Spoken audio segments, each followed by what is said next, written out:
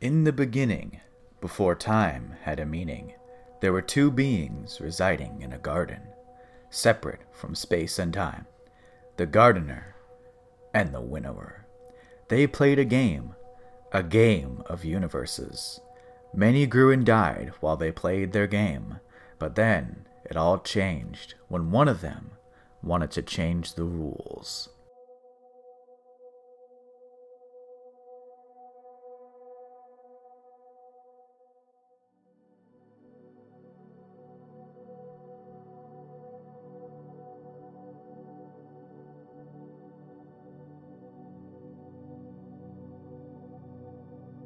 The gardener and the winnower lived underneath a tree of silver wings, set apart from time and space.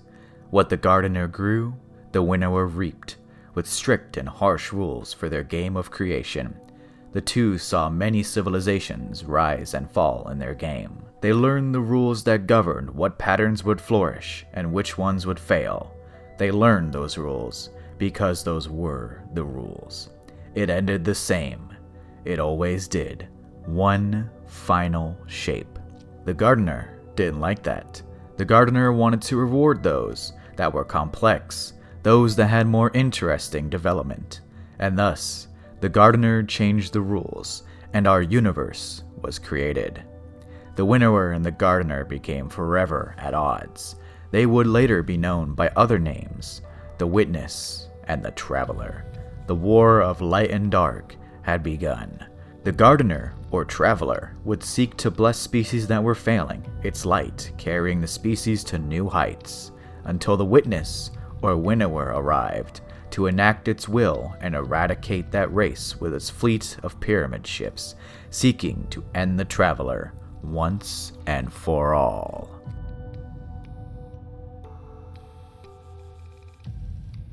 Billions and billions of years ago, there existed a world called Fundament. On that world, it was a harsh existence. A gas giant world with leviathans of massive size, monstrosities of unknown power, and survival for the smaller species all but forfeit. One of these species was known as the Krill. They were among the weakest and smallest of the Fundament species. With fragile chitin forms, lifespans only being 10 years long, and weak physical strength, they were a species hunted by everything that Fundament held. The Krill lived on a floating continent called the Osmium Court. Their king, the Osmium King, sired many broods of Krill, but his final one consisted of 3 Krill, known as Sathona, Zyro, and Arash. At the end of the Osmium King's lifespan, he became crazed, listening only to a white worm, which he kept on him at all times. He feared a world-ending event, the syzygy, an alignment of Fundament's 52 moons, which would cause a god wave of apocalyptic size. Arash, one of the 3 daughters of the Osmium King, pledged to stop this god wave. But while the king grew more and more crazed, the daughter's mentor, a Krill named Teox, schemed. She believed the 3 daughters to be unfit for the Osmium throne and plotted to overthrow their king with the help of the Helium Drinker, another sect of Krill. They killed the Osmium King, but the 3 daughters escaped, fleeing with his white worm. They swear to get revenge and retake their home. On their sole vessel, they seek vengeance. Sathona, Zero, and Arash sail onwards, finding a needle-like ship. As they travel, the white worm whispers to Sathona, guiding her and her sisters along their path. It tells her to use the needle ship they found to dive deep into Fundament. As they dove, a great leviathan stopped them. It warned them to turn back. The 3 had reached the precipice of the war between philosophy, between the deep and the sky, the dark and the light. The leviathan tells the 3 that Fundament is a refugee home, where those that the deep wished to kill would flee to. The 3 daughters protest his demand to turn back, yet the leviathan insists. The deep is only death, while the sky is life. Continuing on would change their lives forever, with only destruction ahead. Sathona then reveals that the white worm whispered to her, told the 3 to delve deeper and ignore the leviathan. This decision by the 3 to continue on would change the entire course of the universe, for you see, one of the moons around Fundament was the Traveler, and the syzygy, the god wave, was a lie. The Traveler had arrived, becoming the 53rd moon, to bless the Krill. But the Witness, who spoke through the white worm, beat the Traveler in claiming the Krill species as its own, a species that wields the will of the deep rather than the will of the sky. In the depths of the Fundament, the 3 found what they needed to survive. They met the worm gods, beings that were titanic in size, imprisoned deep below Fundament's oceans. The worm gods offered the sisters a bargain. They would take into them a larva and become free to reshape the universe in any image they please. They would gain strength as they fed their worms, gaining extreme power and everlasting life, so long as they obeyed their nature. Arash, her curiosity and eagerness to explore. Sathona, her cunning and nature of trickery. Zyro, her strength and ability to wage war. The three changed their flesh and shed their old names. Arash is now Auryx. Sathona, now Savathun. Zero, now Zivu Arath. The worms tell these three ascended Krill that the Traveler dictated the worms be kept here and ordered the great Leviathan to trap them. They tell of the Traveler's will, a cosmic slavery, to allow species to do what they want, that right actions can prevent suffering. Only in the deep can the universe be made right. They emerge from the depths of Fundament and gift any Krill who will join them a worm larva to join their newly made hive. Ones who reject are killed to be used as examples to the rest. As they conquer, they became much stronger, becoming paracausal beings. To explain paracausality in a single word, magic. The three became beings of extraordinary strength, with enough power to defy reality. And thus, the quest to avenge their father reached a violent escalation. A species known as the Ammonite fought the hive, blessed by the light from the Traveler. The hive needed a new strategy to win against the Ammonite, one that would dictate their way to wage war forever and mold the very universe itself. They formed the sword logic, an overwhelming law of the hive that states if you die, it was because you were too weak to live and not strong enough to kill the thing that killed you. Survival of the fittest, in a way. It became the core tenet of the hive. Prove your worth or be killed. Gain power through killing? Take the power of what you kill as your own. Obey it and grow strong. Auryx sought peace talks with the Ammonite, hoping to end the conflict before the hive was defeated. During these peace talks, Savathun struck, killing Auryx and ambushing the Ammonite. However, Auryx was not killed outright.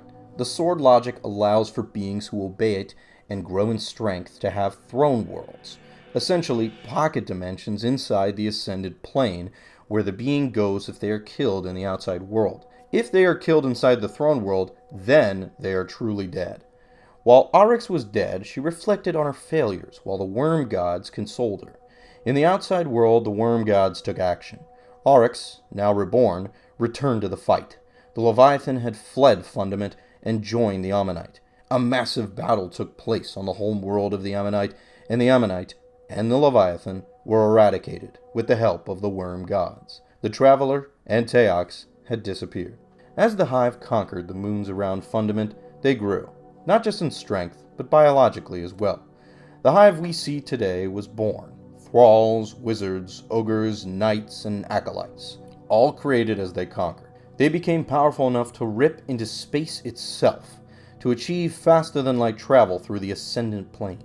This is where the hive would make their kingdom and their throne worlds in this plane that was a tear in reality. To grow stronger, the hive warred among each other. The three sisters and their armies fought each other, practicing the sword logic, and became stronger. They found new worlds to test their strength on, and promptly annihilated them. As Savathun fought against a race called the Quagoo, Auryx returned the favor from earlier, killing Savathun. The Quagoo would join the races exterminated by the hive. After this victory, Auryx came upon the realization that the hive were killing themselves by conquering this much this fast. The worm's hunger was ever growing. The more they killed, the more it hungered. They needed something new, so that Auryx would continue to live forever. In the meantime, Teox encountered the Ecumeni. She warned them of the hive, and the Ecumeni mobilized for war, with a strategy that would end up being incredibly effective against the hive. The hive were losing, quickly. They killed and killed, but as they did, their worm's hunger reached their limits. They would be consumed if they didn't do something.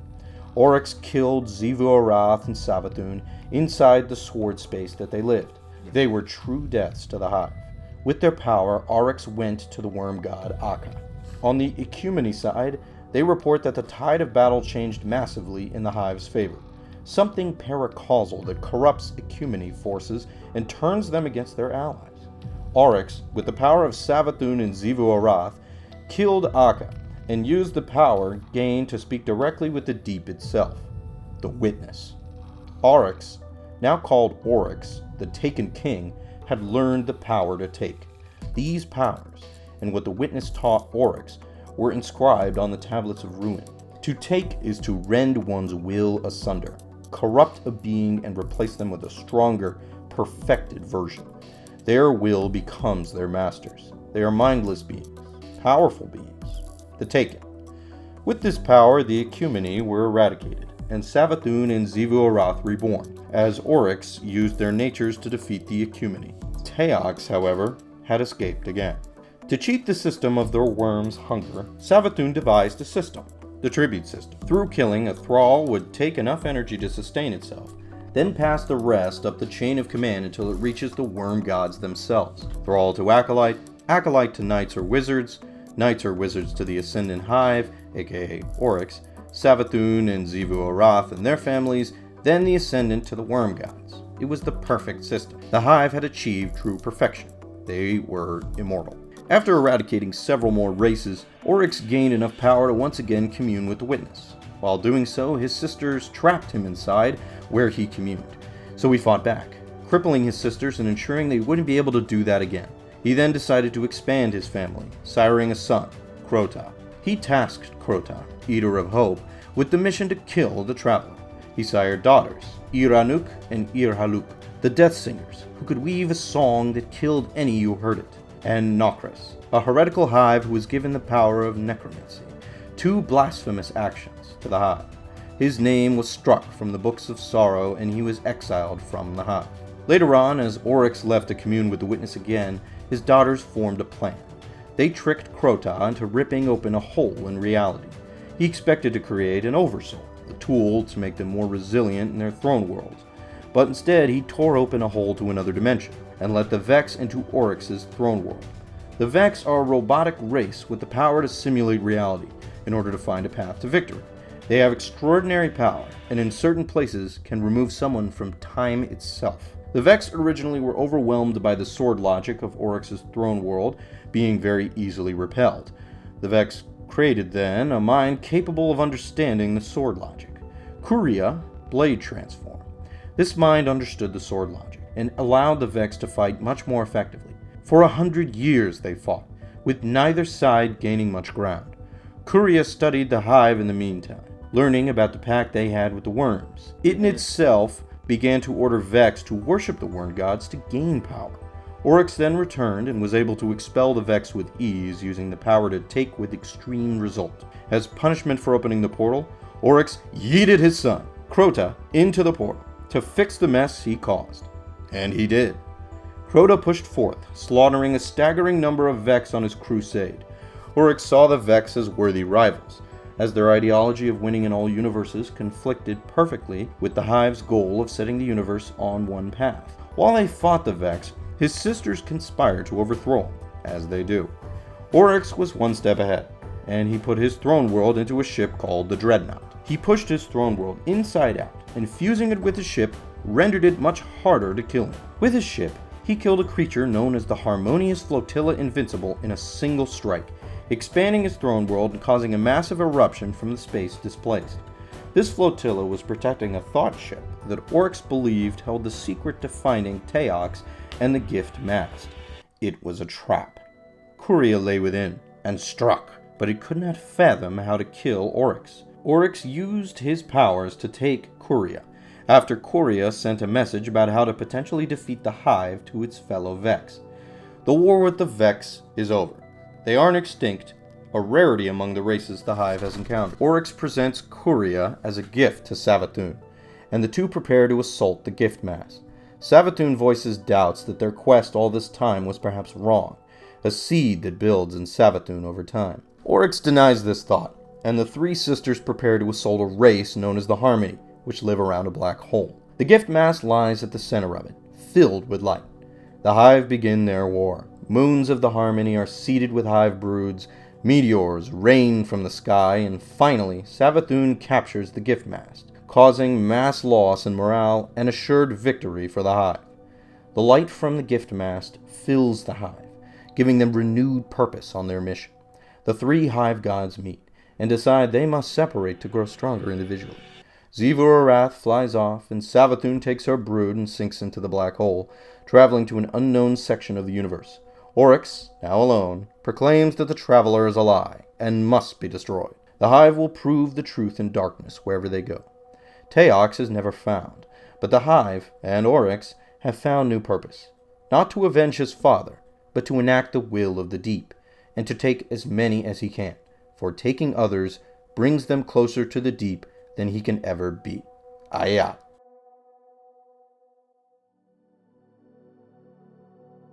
The traveler continued on, blessing more and more races with its light, until Oryx and the hive arrived to destroy that race. One such race to meet this fate was known as the Elixir. They were a noble race of four-armed, spider-like people. They relied on a gas-like substance called ether to live, growing bigger and stronger the more ether they ingested. The Traveler, or the Great Machine as they called it, blessed them, and their civilization of large houses and massive cities prospered. Similar to the kingdoms of old, the houses were all different in ideology, with different roles in their society, warring among each other. One such house was the House of Judgment, the peacekeepers of the Elixir, responsible for mediating quarrels among the houses and guiding a peaceful resolution. The Elixir fought amongst themselves in a very bloody civil war, the Edge Wars, which was brought to an end by House of Judgment and the House of Kings.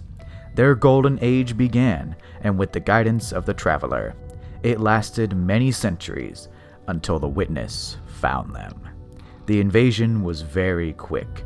Billions of Elixir perished at the hands of the Hive and the Witness. The Whirlwind was what it was forever known as. The Elixir race decimated, its houses broken and scattered. The Traveler escaped. The houses of the Elixir were forever broken, and the race became the Fallen. Pirates, scavengers, dishonorable remains of once great houses. They pursued the Traveler, seeking to reclaim it wherever it went, to return to their life before the Whirlwind, before the Apocalypse. They adopted a brutal hierarchy, with Kells at the top violently enforcing their rule, docking any of their subordinates that failed them. The process was harsh, cutting off the lower two arms of a Fallen and placing caps over them to stunt their regrowth. In this new age, every last drop of ether was sacred. Every servitor who produced ether were like gods to the Fallen. They followed the Traveler, eventually ending up in our solar system.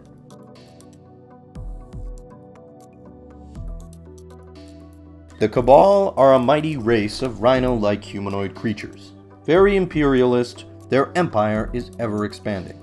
They are extraordinarily tough, able to withstand a majority of conflict that comes upon them. Their empire stretched over hundreds of planets. They conquered many worlds and incorporated many races in their vast empire. This conquering lasted many centuries, until Emperor Callus came into power.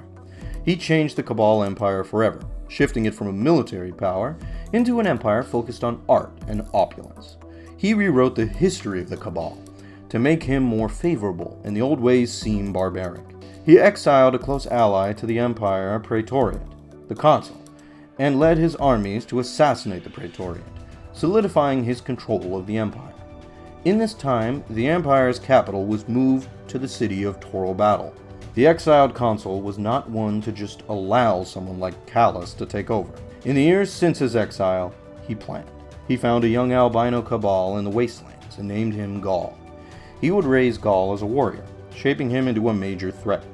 Gaul would dominate the gladiatorial pits of Toral Battle, and make his way up to the position of Primus of the Red Legion, a massive military force within Callus's empire. In this golden age, the empire continued to expand, even encountering the Traveler and a light-blessed race. They absorbed a number of races into the empire, including the Scions, a race with extraordinary mental powers, but weak physical powers. This would all change with the Midnight Coup. The empire grew weaker under Callus, with military taking a backseat in favor of opulence. Gaul, despite being like an adopted son to Callus, hated this new, weaker empire. He strove to return the empire to its former glory, and schemed with many who hated Callus. The consul, Odsad, the leader of the conquered Scions, Umunarath, the current leader of the Cabal military, and even Keitel, Callus's own daughter. When night fell, the coup began. The coup succeeded very quickly. The problem was that the Emperor was too popular to just simply kill. Instead, Emperor Callus and his loyalists were exiled to the Leviathan, a massive luxury vessel. This is where the Cabal Empire story ends for now, but not where Emperor Callus's story ends. In his exile, Callus lamented his defeat. He swore to hunt down and kill every last member of the Midnight Coup. His ship and crew drifted, endless. The controls to his vessel were stuck. He drifted through space, staring off into the deep and reflecting on his life, until something stared back. Callus came upon an infinite void and communed directly with the Witness. His encounter changed him, and Callus declared himself the herald of the end. He believed in the final shape, that he would see the end and bring forth extinction. Callus was never physically seen again, as this encounter warped his body, nearly killing him. Emperor Callus will return, as he is the main antagonist of Lightfall. He is one of the most important characters in the lore, and appears several times throughout Destiny 2. We will return to more on Callus, but now we turn to humanity as they encounter the Traveler.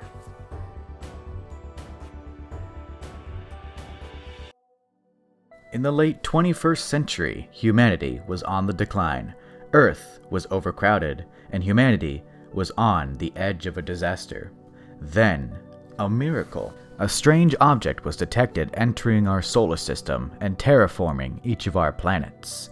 Io, Mercury, Titan, and more. When it reached Mars, the Ares 1 mission was launched, with the goal to contact this mysterious force. They succeeded, and the Golden Age began. More notable events are the colonization of the solar system, the discovery of ancient Vex ruins, the creation of the Exos, which I will go into depth in this chapter, and Clovis Bray's advancements. Humanity's lifespan extended dramatically, scientific advancements were commonplace, and humanity prospered.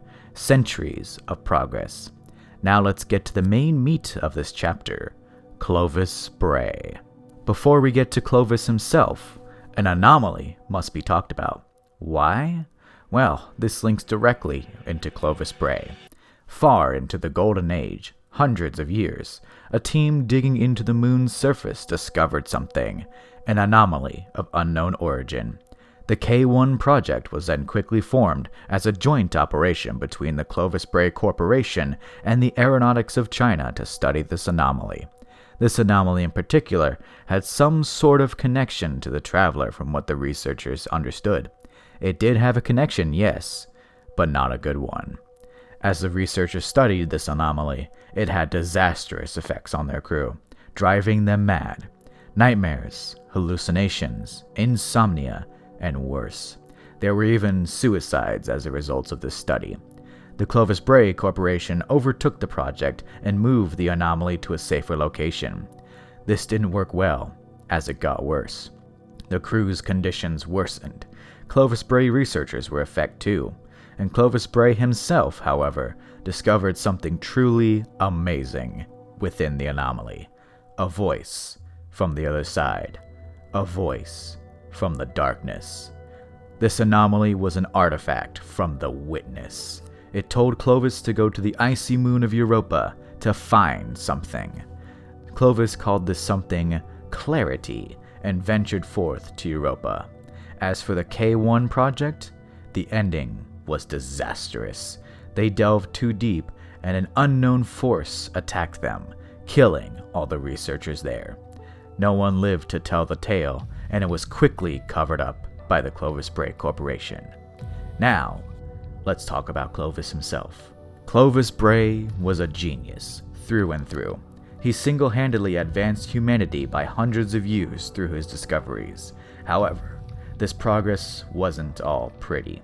Clovis was a terrible person who didn't care about the consequences of what he did, as long as what he did worked. The ends justify the means. He had a family, Clovis Bray II, Anastasia Bray, Elizabeth Bray, Willem Bray, and Alton Bray. All would be important to the story in one way or another. However, our focus will be on Clovis, Anastasia, and Elizabeth for the majority of the Destiny story. Clovis Bray I founded his corporation, aptly titled the Clovis Bray Corporation, with the goal of advancing humanity. Towards the end of his life, he set out to explore Europa, with the story that it was a biological expedition. The real goal was clarity, the secret to eternal life. At this point in his life, his granddaughter, Elizabeth Bray, had a condition known as the Clovis Curse, an incurable insomniac disease. She would help Clovis find clarity. Clarity Control was the source of this clarity, a massive, veiled statue held underground. He built the deep stone crypt above the statue to hide it and study it, then began the Exo Project, with the goal of immortality. Exos, as they are today, are human minds inside an artificial body. They essentially are humans, just with robotic chassis. They eat, they sleep. Early development using clarity had disastrous consequences to those who transferred their minds, including Clovis Bray II, whose body spasmed so fiercely when he was transferred, it ripped him into pieces. Not giving up, Clovis contacted Clarity Control. The voice inside there instructed Clovis to build a massive portal. This portal led to a star system totally completed by the Vex. Clovis discovered that combining Vex radiolarian fluid, aka the Vex itself, with clarity solved the problem of the Exo's mind deterioration. It didn't solve everything, as Exo's minds still suffered from DER, or dissociative exomind rejection. While the project was a success, the mind of an Exo had to be wiped every so often to delay total DER. A war then began on Europa, Vex versus these newly born Exos. The Vex had cleverly corrupted a lot of the new Exos, and even corrupted Clovis Bray himself. Vex radiolaria is a nasty substance, corrupting a person from a molecular level and slowly turning them into a Vex. Clovis took drastic measures, deciding to completely replace himself with new organs and body parts. During this surgery, the Vex had managed to corrupt even that tech, but he was saved by Elizabeth Bray, his granddaughter, who had already transferred her mind into an exobody. It was too late to save his actual body, so Clovis uploaded his mind into an exomind, becoming an AI in charge of the Deep Stone Crypt. To continue on his work, he crafted a special exobody to imprint his mind on, Clovis 1. This imprinted Exo did not turn out like Clovis wanted, and it grew disgusted at its creator, working with Elizabeth to clear Europa of the Vex, close the portal, and undo the destruction Clovis caused. Clovis, now a giant head under the Deep Stone Crypt, would lay dormant for centuries, and the Exos would continue to be made, becoming a common people among humanity.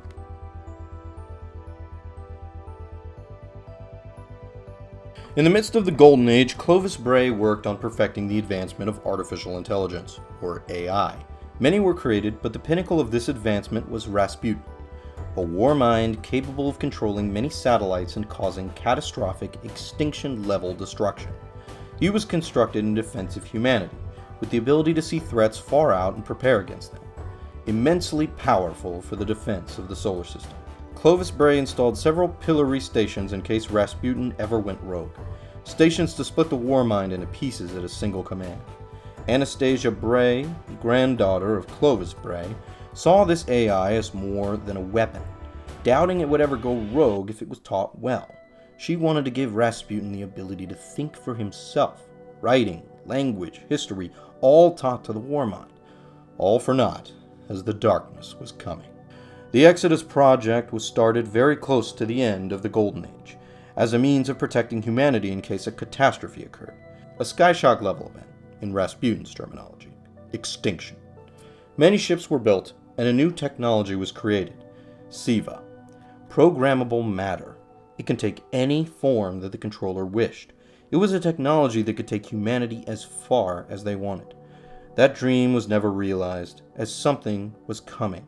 The AI Soteria, a small fragment of Rasputin, and Rasputin himself detected something. Something big. something dangerous. The Black Fleet and the Witness had found the Traveler. Of the Exodus project, only one ship made it away, Echo 1. This is theorized to have led to the city of Neomuna, featured in Lightfall, to be created. The collapse had begun.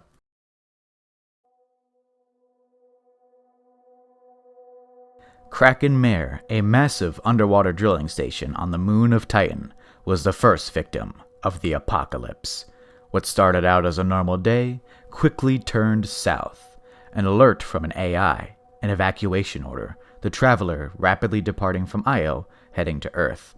A shockwave, a blue horizon with a wave taller than the heavens.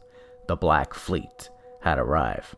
On Titan, it used gravity weapons to stretch the planet like an egg, and the bounce back from it sent tsunamis of godlike size to destroy the entire planet and all life that inhabited it.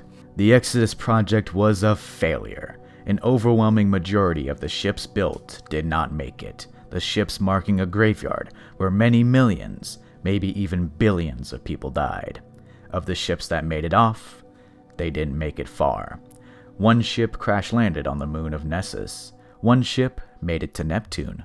Another almost successfully escaped. It wasn't just part of the Exodus project, but also Project Emerita.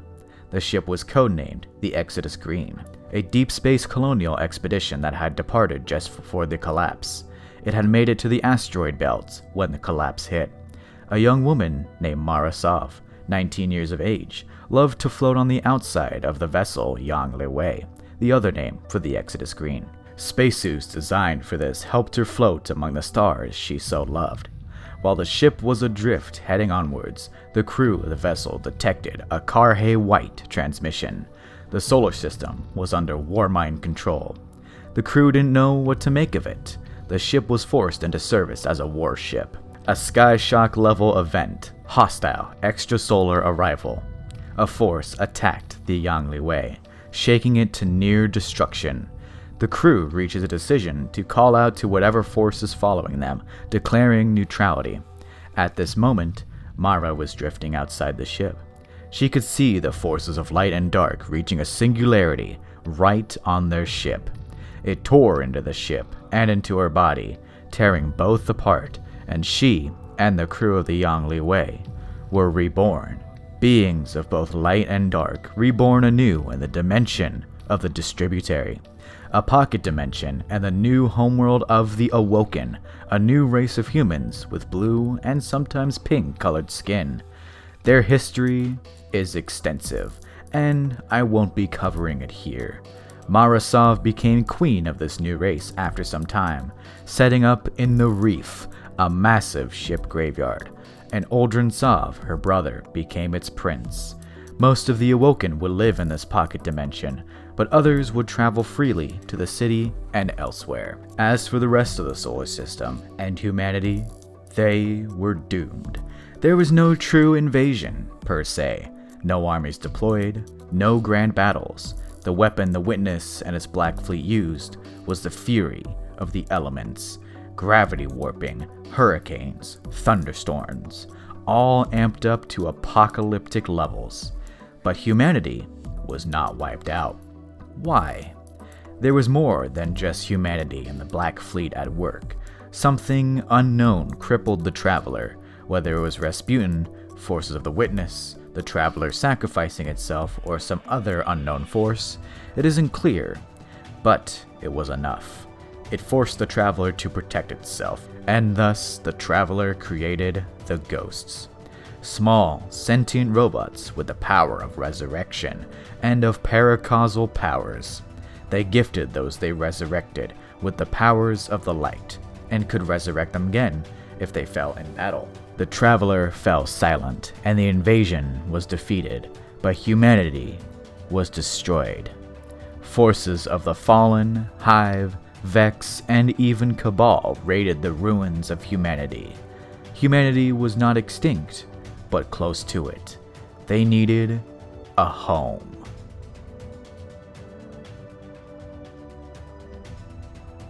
After the Traveler created the Ghosts, they set out into the ruins of the new solar system, resurrecting those they found to be almost like soulmates. These newly resurrected people became known as the Risen, not yet Guardians like today. This resurrection wave wasn't perfect, as quite a number of these Risen quickly took advantage of their newfound powers. Risen who became tyrants were known as warlords. They took control of villages that had formed and reigned over large areas. They fought any who dared to try to make peace with them, and killed those that fought against them, until the Iron Lords. The Iron Lords were a group of Risen, and even some warlords, who swore to defeat these tyrannical warlords and bring about peace. Founded by Lord Radagast, they united together to end the tyranny of the warlords. Over time, they grew to hundreds of members, including a young Lord Fellwinter, an Exo with his own storied past. I'll get to him soon enough, don't worry. They dedicated themselves to becoming protectors of humanity, founding the last city underneath the Traveler, constructing great walls to protect the citizens who survived. Seeking to rebuild what they had lost in the collapse, the Iron Lords sought the power of Siva, a Golden Age nanotechnology. Lord Fellwinter knew of it, as he had direct ties to the current wielder of Siva, Rasputin. The Warmind had gone mostly dormant since the collapse. Fellwinter was the result of Rasputin's Siddhartha Golem program, where he sent out an Exo to learn more about humanity to discover their culture, history, and how to live among them. Fellwinter had been killed during the collapse, and resurrected by a ghost. This angered Rasputin, and he wanted to reclaim his creation, so he laid a trap. Siva was the bait, and the Iron Lords fell for it. In the Cosmodrome of Old Russia, the Iron Lords assaulted a complex where Siva was held. Rasputin attacked back, wiping out hundreds, maybe even thousands of Iron Lords. In the final battle, the last of the Iron Lords who made it into the complex sacrificed themselves to seal it up and lock away Siva forever. Only Lord Saladin and Lady Aphrodite lived, as Saladin was pushed away from the explosion that sealed the complex, and Lady Aphrodite had not participated in the battle. The Iron Lords were gone, but the city remained. A vanguard consisting of one of each of the 3 Guardian classes was formed as a part of the ruling body. It consisted of the 3 Guardian Vanguard members, the Speaker, a mysterious man who claimed he could hear the Traveler speak to him, and the faction leaders. Factions are different groups of people who all had different ideas on how the city should be run. They would become relevant later on. All was not perfect within the city. They were under constant attack from the Fallen, who wanted to reclaim their great machine. 2 major battles took place during this time.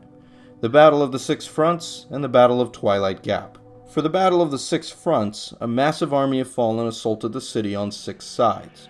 4 new Titan orders held strong and fought off the invading raiders. They didn't lose a single front of the battle. The Battle of Six Fronts was won because of this, and the city survived. Osiris, a warlock of extreme power, became the warlock vanguard from this. As for the Battle of Twilight Gap, this one was a lot more violent and nearly caused the city to collapse. All remaining houses of the Fallen united to assault the city. Orchestrated by the House of Kings, the assault was led by the House of Devils. One house, however, was held back by the Awoken, who lived in a ship graveyard called the Reef.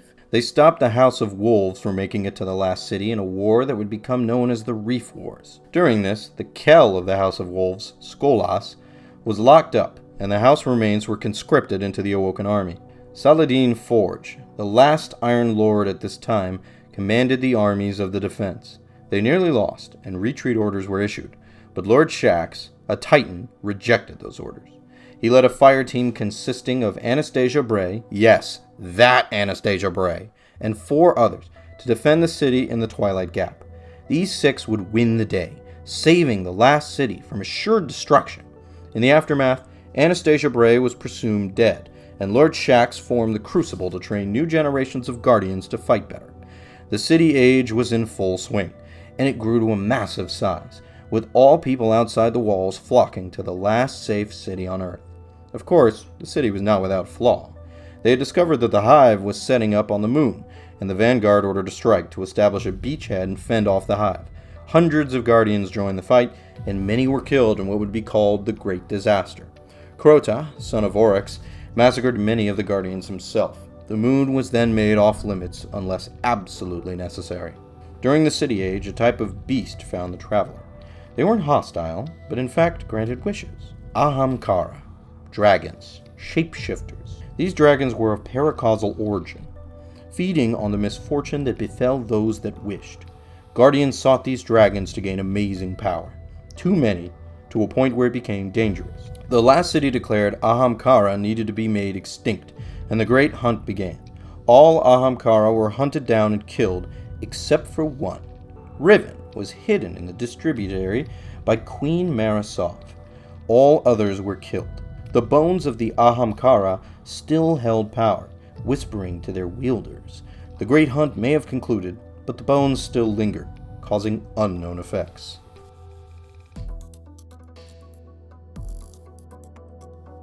Before we begin on the games and the stories that the two games tell through their various avenues, let's discuss a few notable characters that are relevant both throughout the lore and throughout the current story.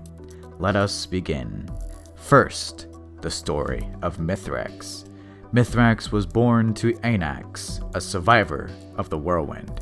He was born as the Fallen were on their last legs during the long drift, where all Fallens were adrift in space, searching for a new home. During this long drift, Anax's catch ship encountered a ship from the House of Dancers, known later as the House of Devils. On the ship, the Cal of the Dancers, Aramis, wanted to attack Anax and her ship and steal their resources, but they reached a compromise. Anax would give up some of their resources and Aramis some of their people. Anax agreed, and among the ones she took were Rakkus and Civix, two more important Fallen to our story. Anax lost many members of her catch, but she reached Earth's moon after much suffering. While on a scavenging expedition, her expedition crew were being picked off one by the Hive until they stopped. Anax had found something truly terrifying, a massive pyramid of shining blackened metal. She had found a deactivated ship from the Black Fleet buried beneath the moon's surface. The doors opened for her, and she proceeded inside. There she found the body of Nezarak, a disciple of the Witness, long dead. His body still held immense power, and it was torn apart into several relics. One such was gifted to a young Mithrax. These relics spread among the Fallen, becoming valuable treasures that gave power to their wielders. This power came at a cost, as they corrupted whoever held them, increasing their bloodlust and joy in battle. Mithrax's crew found a human colony ship that had been stuck orbiting Mars, and they swiftly took them over. Mithrax and his two adopted brothers, Rakkus and Civix, argued amongst themselves on whether to enslave these humans or just to kill them. The argument reached a height, and Mithrax vented the captured humans into space, killing them. He was truly lost in this corruption and marooned Rivix on an asteroid, separating him from the rest of his race. Rivix would later become known as the Spider. Remember that name. Mithrax would continue on his rampage, becoming a feared pirate among the Fallen, seeking all the relics of Nezarak and killing any who stood in his way. On the Guardian side of things, let's discuss Saint 14 and Osiris, a Titan and a Warlock with interconnected stories. Saint 14 is an exo, revived at the behest of the Speaker. He would become like a son to the Speaker, training as a Guardian to become one who others would follow. He was a hero to the city, and a hero of the Battle of Six Fronts. He had met the Warlock Osiris as the city was being built, and became more than a friend with him. Osiris was an extraordinarily powerful warlock who uses the power of reflections to fight, sending out copies of himself to defeat foes with solar energy. After the Battle of the Six Fronts, the consensus was established with Osiris as the Warlock Vanguard and Saint as the Titan Vanguard. The Hunter Vanguard went to Tallulah Fairwind. Hunters aren't ones to be cooped up, and the tradition of the Vanguard Dare was established among hunters, a sort of code of honor. Titans and Warlock Vanguards were elected as normal. After a bit of time, Saint 14 was asked by the Speaker to clear the areas around the city of Fallen. It was then that Saint's crusades would begin, starting on Mercury. A several-year battle against the Fallen to completely eradicate any living near the city. After the Battle of Twilight Gap, he would hunt down the Kell of the House of Devils, Sulcus, and the mercenary Taniks. He killed Sulcus, but a young hunter named Cade Six supposedly killed Taniks. Taniks had lived forever, and he would return multiple times. When returning from his mission, Saint was informed that Osiris had been exiled from the city and had gone to Mercury, a Vex terraformed planet. Saint followed him and entered the Infinite Forest, a massive Vex machine capable of simulating entire realities with high efficiency and accuracy. Osiris was an expert in maneuvering through this forest, but Saint was not, getting lost quickly. In the forest, Saint was lost for hundreds of years, fighting the Vex and killing thousands, hundreds of thousands, maybe even millions. Time worked different in the forest, but Saint continued on, searching for his love. He had killed so many that the Vex created a mind specifically to drain him of his light. Saint 14 was drained of his light and killed in the Infinite Forest. The Vex, unfeeling machines, had created a tomb just for him. He had never found Osiris, but both of their stories are far from over.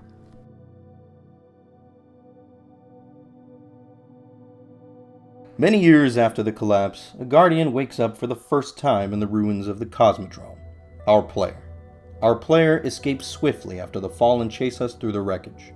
We make it to the city, and the speaker tells us the bad news. The forces of the darkness are growing stronger, and every Guardian is needed to fight. Our Guardian sets out, discovering that the AI Rasputin is still alive. He had been dormant a majority of the time, waiting for the right moment when he could spring into action again.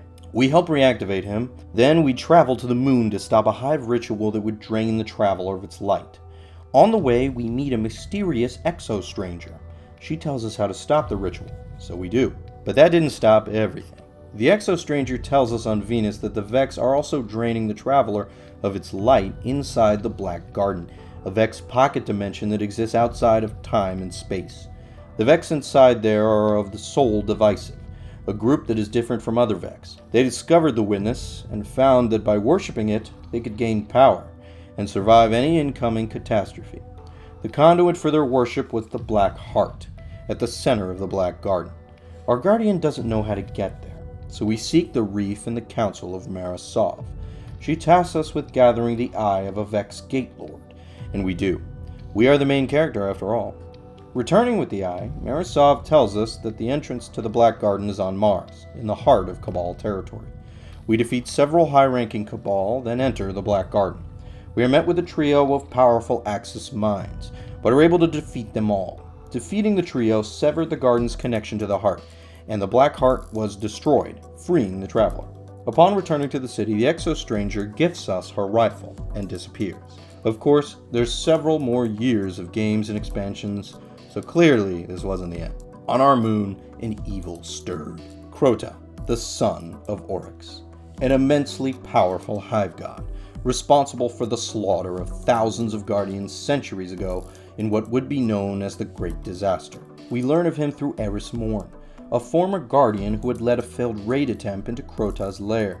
She lost her light and was the only survivor, and now bears the eyes of an acolyte instead of her own. She guides us through taking down Crota's generals one by one, and finally killing Crota himself inside his throne world. Of course, this would only anger his father, who would come for us soon enough.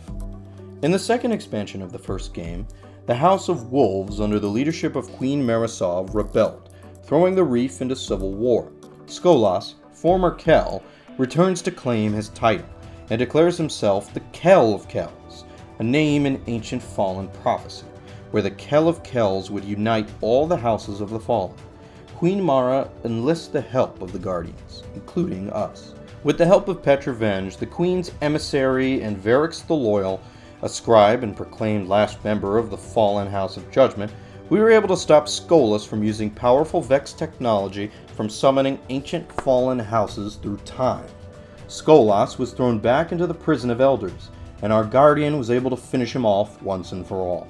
The House of Wolves was disbanded, and the Civil War was won.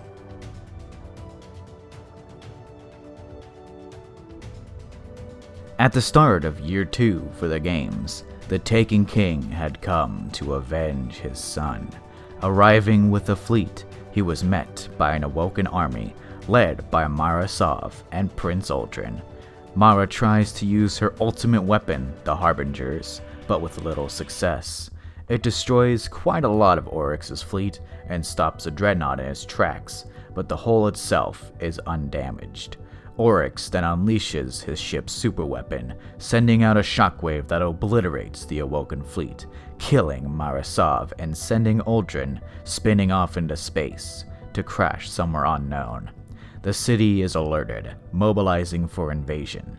Taken forces assaulted everywhere in the system at once. The Hunter Vanguard, Cage 6, hatches a plan. Steal Eris Morn's ship, since it's covered in hive chitin, and fly directly to the dreadnought, sneaking in to destroy the superweapon. We succeed, although Eris' ship is destroyed in the process, stranding our guardian. We set up a beachhead and find that the Cabal had crashed a ship into the dreadnought, crashing through its hull. Moving past them, we succeed in taking down the superweapon. Now it was time to go after Oryx himself. We reached a roadblock. Only a Sendin Hive could enter into Oryx's sanctum, but Eris knew a way around it. Collect fragments of Crota's soul to trick the portals into allowing us in. We succeed in getting enough fragments to enter, and we duel the Taken King, killing his physical body and sending it back to his throne world. In the King's Fall raid, we attack his throne world with a fire team of 6.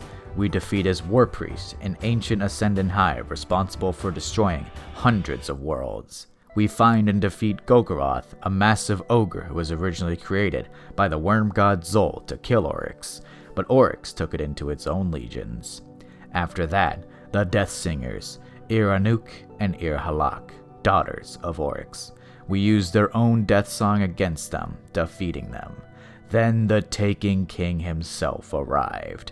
Now gargantuan in size, we used the sword logic and light stolen by him to weaken, then slay the king. We use his essence to create the Touch of Malice weapon and inadvertently allow Oryx's legacy to continue. With us using the weapon to kill, we carried on his will. Despite killing the king, we made a grave mistake. We did not replace him. A power vacuum opened up, one that was never filled. The Taken were rendered aimless, their master dead. And the Taken War wrapped up quickly, and we moved on. But of course, the Taken would find a new master. Year 3 of Destiny begins with the Rise of Iron expansion. The House of Devils had finished what the Iron Lords could not, breaking through Rasputin's defenses and claiming Siva as their own.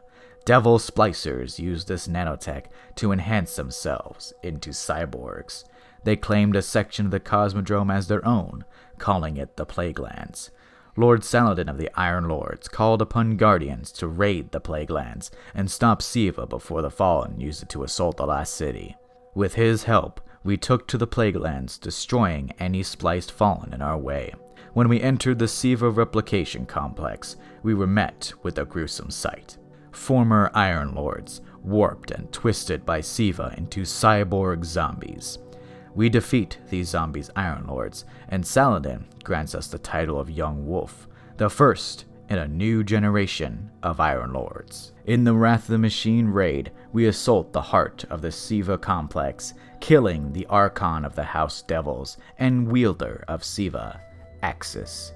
He had been completely transformed by Siva into something almost godlike. With his death, the Siva crisis was over, and the Plaguelands were silent once more. Siva was gone.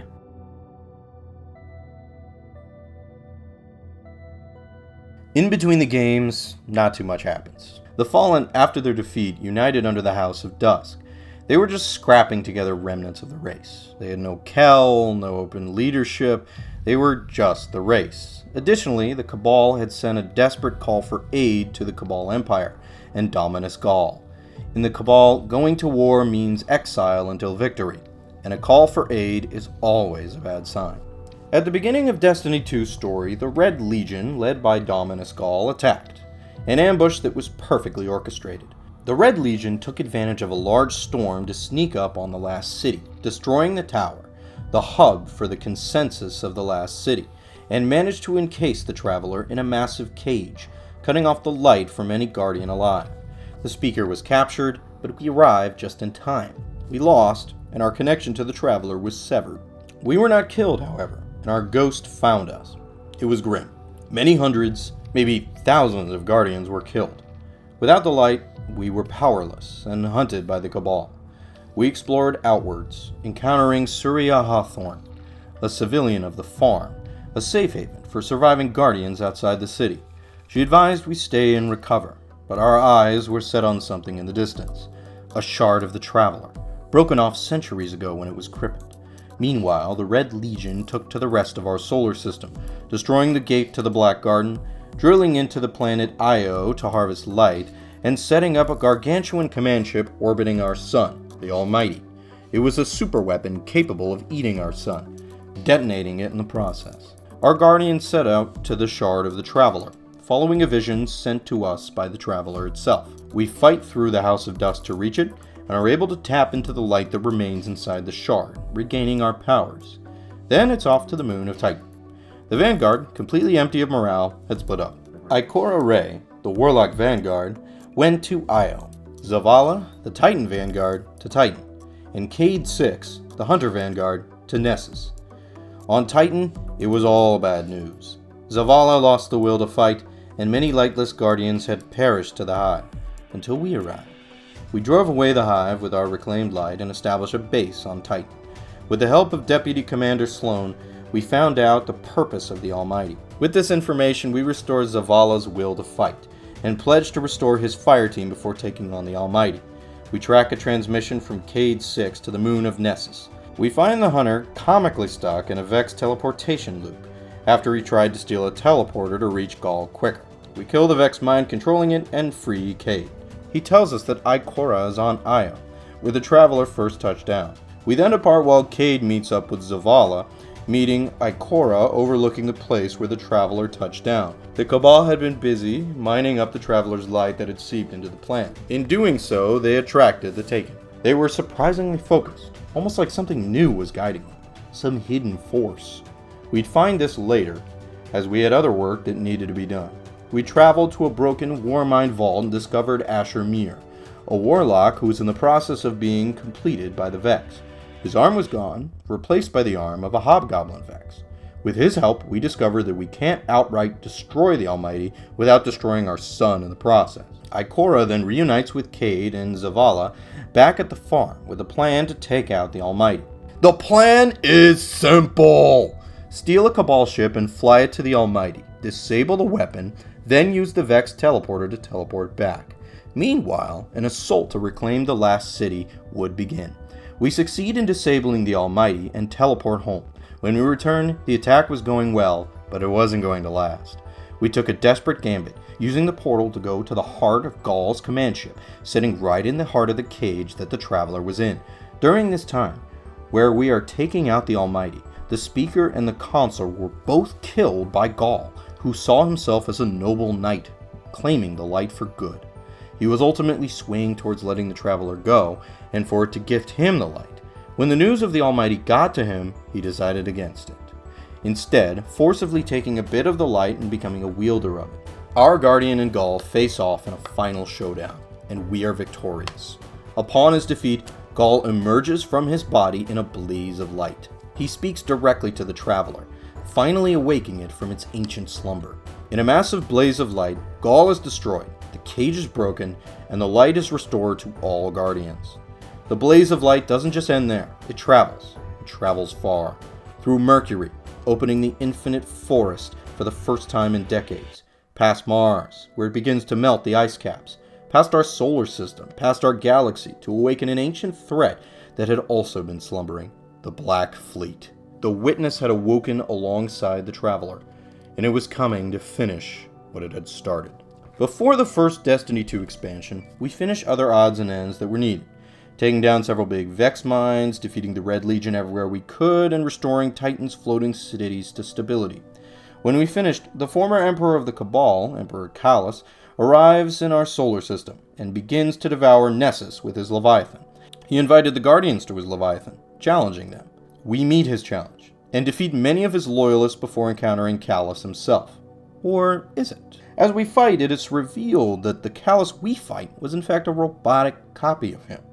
We defeat it, and Callus offers us a seat at his side, where he would reveal to us the real truth of the universe. Not too long after, the expansion Curse of Osiris began, with the ghost of the warlock Osiris, Sagira, being discovered on Mercury, and the Infinite Forest being reawakened. A distress call was found when we revived Sagira. Osiris needed help.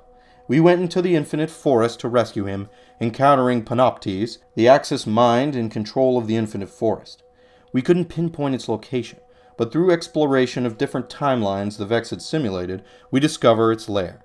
In a final battle, it had almost succeeded in deleting us forever, but Osiris intervenes, weakening it enough to kill Panoptes and allow Osiris to wrest control over the forest. In the aftermath, we discovered the tomb of Saint 14 in the Vex-simulated future. On his body, we discovered the perfect Paradox shotgun, a weapon given to us by Saint to eventually be given back to Saint in the past. The Curse of Osiris expansion has ended, but there is still more to come. The ice of Mars was melting, and something stirred. In the Warmind expansion, Zol, a hive worm god, had awoken. While on a patrol, we discovered a distress call from the legendary Anastasia Bray, who was long thought dead. She was the original heir to the Clovis Bray Corporation, but had perished in the collapse, only to be revived as a guardian. She had fought in the Battle of Twilight Gap, but vanished during it. She had traveled to Mars to discover more about her family, and the Warmind Rasputin. We help her repel Hive forces, and reawaken Rasputin again. The Hive were a major threat, so we used bait to lure out the Worm God. We travel to the depths of the ice caps, and kill Nokris, the other son of Oryx, a heretic, as he was a necromancer. His name was struck from all Hive records, and didn't reappear until now, only to be killed by us. With help from Rasputin and Anastasia Bray, we created a powerful weapon, the Javelin, to use to defeat Zol. The Worm God launched an all-out attack against the Warmind's core, and we met it in battle, slaying the Worm God, a being of unimaginable power, killed by an orange glowing stick. Yes, it is still as disappointing today as it was back then. In the aftermath of these events, Rasputin was fully operational, ready to defend our system from any threats that may come to us. Additionally, something stirred on Io. Taken forces convened in the depths of the planet through a portal. We ventured in and discovered a large army of them. We defeated the army and discovered a weapon of marvelous strength, the Whisper of the Worm. Zol had survived his death and manifested into this weapon. So long as we used the weapon, we kept Zol alive. All was mostly back to normal universe until the prison break.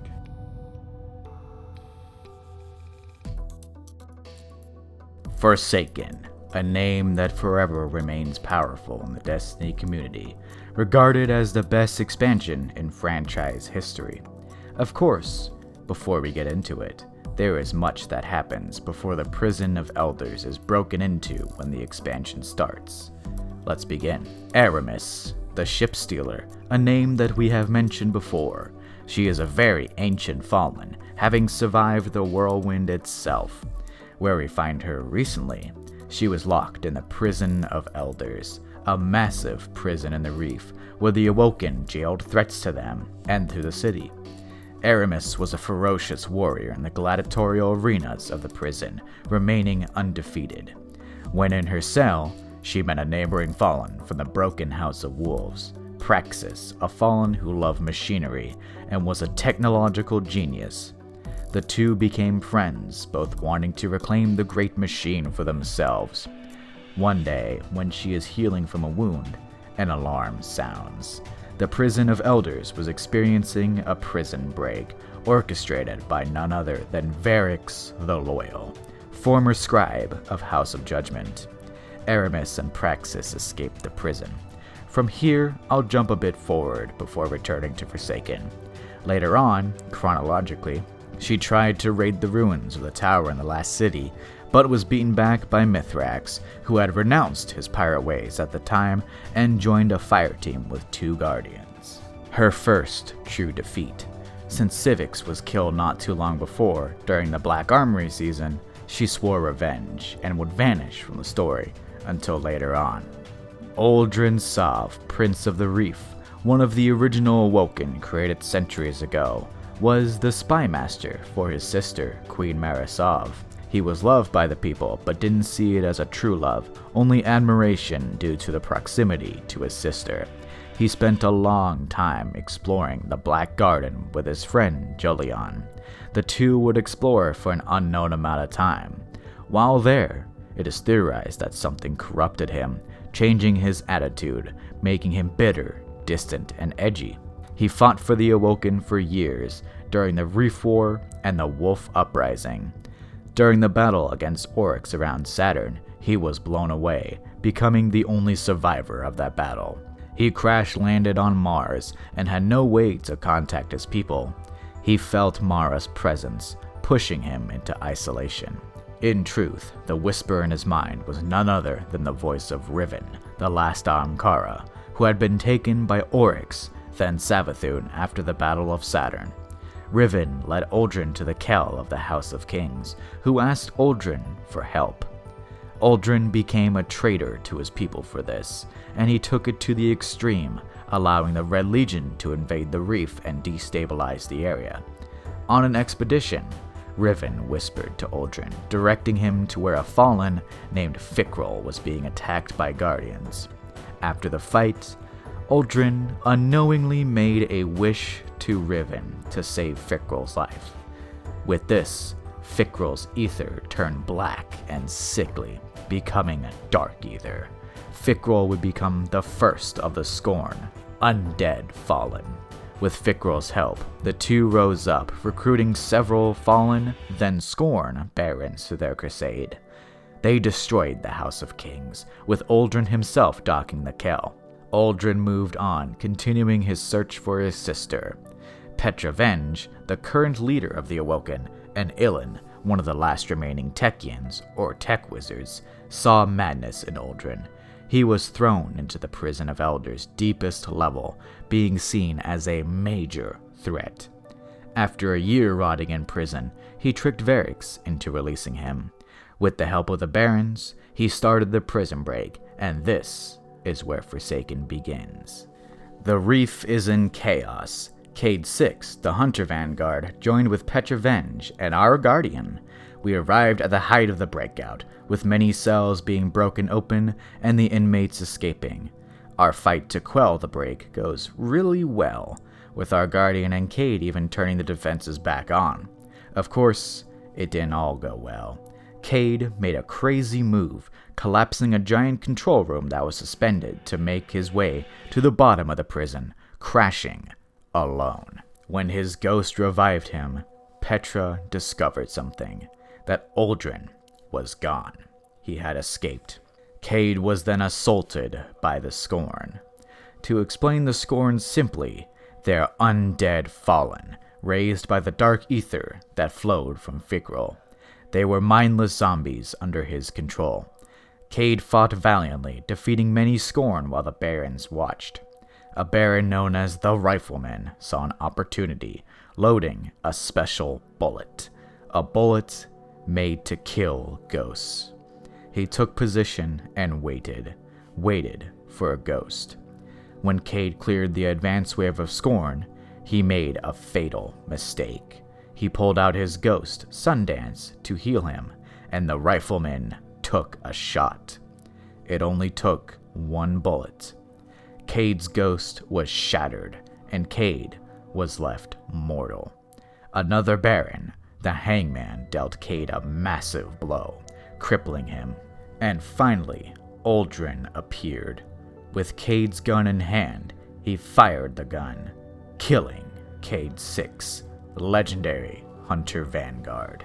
We arrived too late. Cade, in his last moments, confides in us, saying that the Vanguard Dare was the best bet that he ever lost. Cade was dead, and our Guardian swore revenge. We couldn't just assault the reef with the whole of the Guardian army, however.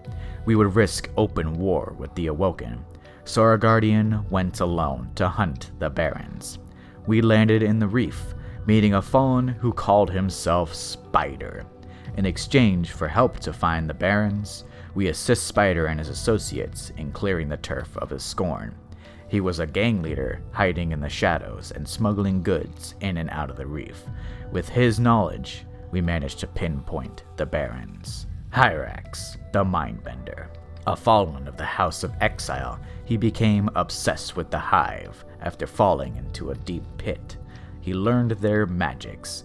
On the tangled shore of the reef, he took a Hive brood queen as his consort, attempting to breed an army of fallen Hive hybrids, using his ether to power them up. Of course, it didn't really work well. He had the power to take control of Hive minds and make them his minions. On assisting in killing Cade, he even managed to create his own miniature throne world. We track him down and kill him inside of his throne world. One Baron down. Next is Araskis, the Trickster. Not much is known about her besides her inability to fight, but her ability to win fights through traps and trickery. She was a notorious gambler until she was arrested and placed in the Prison of Elders. After breaking out, she took over a trade route to the last city, attempting to smuggle trapped contraband. She lured us directly to her lair with trapped engrams, and were able to kill her there. Another Baron down. Next is Yavix, the Rider, a Scorn who wanted only anarchy. She gained fame in the reef as a skilled rider of fallen pikes.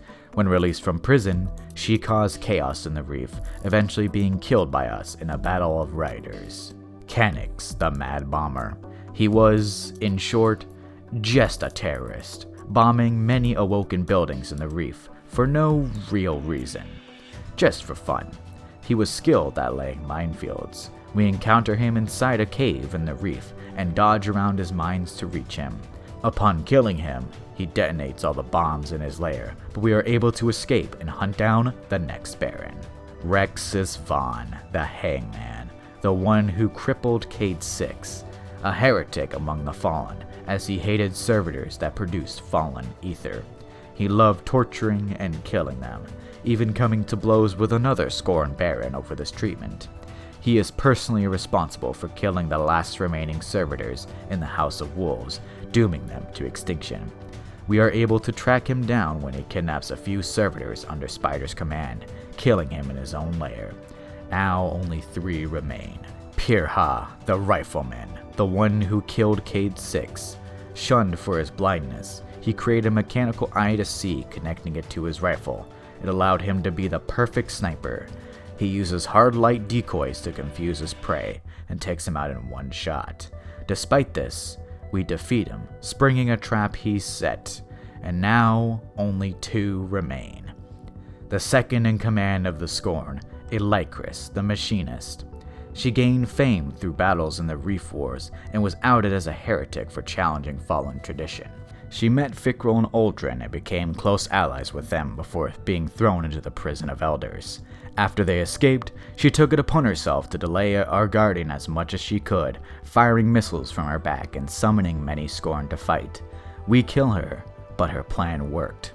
The last of the Barons, Krill the Fanatic, and Uldren had escaped to the Watchtower, a tower where the gate to the distributary and the reef was located. When we arrive, Uldren had already gone ahead to the Watchtower, and Krill was sent to guard outside. As we are the main character, we defeat Krill, killing him for now, and ascend the Watchtower. During our ascent, we notice something unusual. Taken energy spikes all over, taken goop all over the hallways. We encountered a portal, one that led directly into the ascended plane. While there, we find the remnants of Toland the Shattered. He used to be a warlock, one of the original 6 who attempted to kill Crota alongside Eris Morn. He called us a bitch, but still let us out of the ascended plane while we fought off Taken. We heard voices, Marasov and Uldren. The voice of Marasov grew menacing, demanding Uldren free us. When we arrive in the main room of the Watchtower, where the gate to the distributary was, we found Uldren and something else. A massive Taken chimera who proceeded to eat Uldren. To Uldren, he was seeing an illusion of his sister instead of a giant meatball. The Chimera, the voice of Riven, was freed. We fought it and killed it in a long battle. We discovered that Riven, the last Ahamkara, was behind all this, taken by Oryx when he arrived in the solar system. The Chimera spit out Uldren when it was killed, and our guardian and Petra met him at the steps of the gate. Uldren issues us a warning that the line between light and dark is so very thin. Then Petra and our guardian proceed to execute Uldren Sov, Prince of the Reef. Our quest for revenge was over. The Barons were dead. Except Fickle, he's kind of immortal. It's weird. There was still more to do, however. Riven still lived and needed to be struck down. We entered the gate into the Dreaming City, a paradise city within the Distributary. We located Riven with the help of Mara Sov. This time, the real Mara Sov. She was still alive, kinda. She lived due to a flaw that Oryx made. When she was killed by the superweapon of the Dreadnought, she was close enough to cheat her way into the Ascendant Plane, eventually using Oryx's death to pull off a chunk of the Ascendant Plane and create her own throne world. The problem is, she was stuck for now. At the Oracle Engine in the Dreaming City, she orders us to kill Riven and free her Techians who have been taken by Oryx at the Battle of Saturn, unknowingly diving headfirst into a trap. In the Last Wish raid, we are taunted by Riven, who takes on the voices of many characters we know. We assault the tower she resides in, freeing 2 corrupted Techians, Kali and Shiro Tree. They warn us of Riven, saying that she is unstoppable. We ascend the spire, encountering Morgoth, a gargantuan taken ogre. Its purpose is to stop us from attacking Riven directly. We defeat it with a glorious goo explosion, and continue to the vault. The hardest encounter in the raid, we are tasked with unlocking the door that leads to Riven's chambers. Fighting through Taken, we solve the puzzle and encounter Riven of 1,000 Voices, the last Ahamkara. In a very difficult fight, we kill her and enter her mouth to reclaim her heart. We take it back down the tower to where the Techians we just freed were waiting to cleanse the heart and kill Riven once and for all. But on killing her, we unknowingly made one last wish. We wished to kill Riven and to save the Dreaming City. This came at a cost, as Savathun, the Witch Queen, had made a wish before us. A contingency to set a curse upon the Dreaming City, one that repeated every 3 weeks. To save it, we were forced into a routine of pushing back the curse and killing Dolan Karnu, a daughter of Savathun who was the overseer of the curse. When we killed her at the end of the 3 weeks, time reset, back to the first week. This had disastrous ramifications to Awoken who were stuck fighting in the Shattered Realm, a sort of mirror to the Distributary. A reset every 3 weeks, only to repeat exactly the same way. This curse in effect created a murder battery to tithe any death directly to Savathun. If we wanted to save the Dreaming City, we had to give Savathun limitless tithe. And with that, the story of the Forsaken expansion had concluded. There are many story hooks that build on this one, but they exist in their own seasonal stories. In the Forsaken year, we were given 3 seasons: Black Armory, Joker's Wild, and Season of Opulence. Black Armory and Joker's Wild unfortunately do not progress the story in a major way, so I will be skipping them. Let's get to the big one, Season of Opulence. Emperor Callus had made a mistake and asked us Guardians to clean it up, as he does quite a lot. A hive artifact had been found by his loyalists, the Crown of Sorrow. It was meant for Callus to wear, with the promise that would gift him insight into the magic that the hive used. Of course, he smelled a trap. He bred a Cabal specifically to bear the crown and resist its curse, but the curse was manufactured by Savathun herself, and the Cabal that was bred, Galron, was taken over. Inside the Leviathan, an infestation of hive spread, led by Galron. Callus invited all Guardians to help cleanse this infestation in the menagerie. We were showered with rewards when we killed these threats, but one still remained. We dove deep into the heart of the menagerie and slew Galron, leaving the Crown of Sorrow behind. of this season, the story is the relevant lore, as these things spoken here will return later on. But for now, let's move on to the next expansion of Destiny 2, Shadowkeep.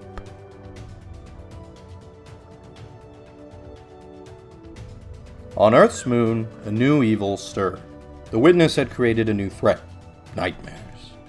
Manifestations of our enemies returned to taunt us. A massive red monolith castle appeared as well, the Scarlet Keep. As we delve into the moon to investigate this new threat, we encounter what Enox had discovered so many years ago: the Lunar Pyramid, the source of the nightmares. Crota, Gaul, Skolas, Taniks, many old foes return to us. We attempt to enter into the pyramid, but are rebuffed by a strange enemy. We are then attacked by the Nightmare of Crota, and are unable to even damage them. We are about to be overwhelmed when Eris Morn pulls us out of the caves. She had returned from an expedition to investigate the nightmares as well, and she was afflicted with her own nightmares of her dead fire team. To begin to understand just what we were facing, we are tasked with retrieving an ancient hive artifact from deep in the hell mouth of the moon. A cryptoglyph. She needs it to be able to create a set of armor that could pierce the energy around the pyramid. When down there, we find it, but are ambushed by nightmares, our light suppressed. We manage to escape to the surface and return to Eris to deliver the cryptoglyph. She's able to use it to craft us a set of armor, and we descend back to where it began, the Lunar Pyramid. We pierce the energy and close in on the pyramid.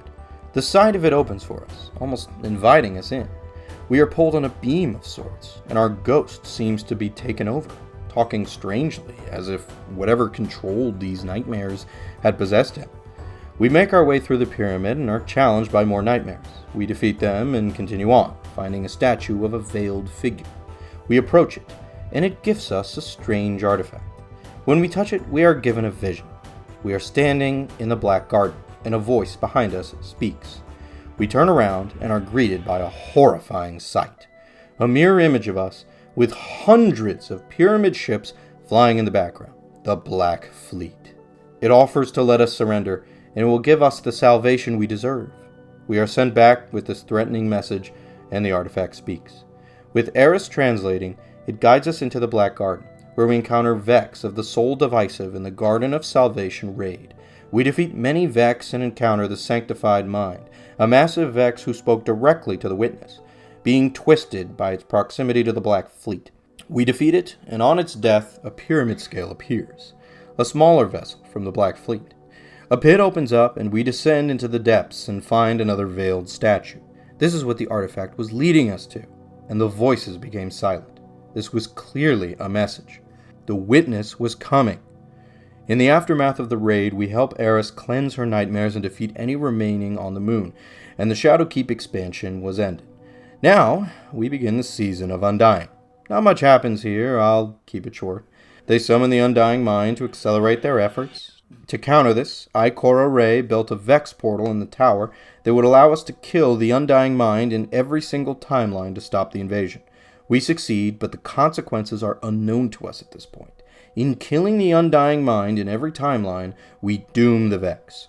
After this point, every single simulation they ran, always, without fail, ended in the Witness winning. In the Season of Dawn, Osiris returns with grave news.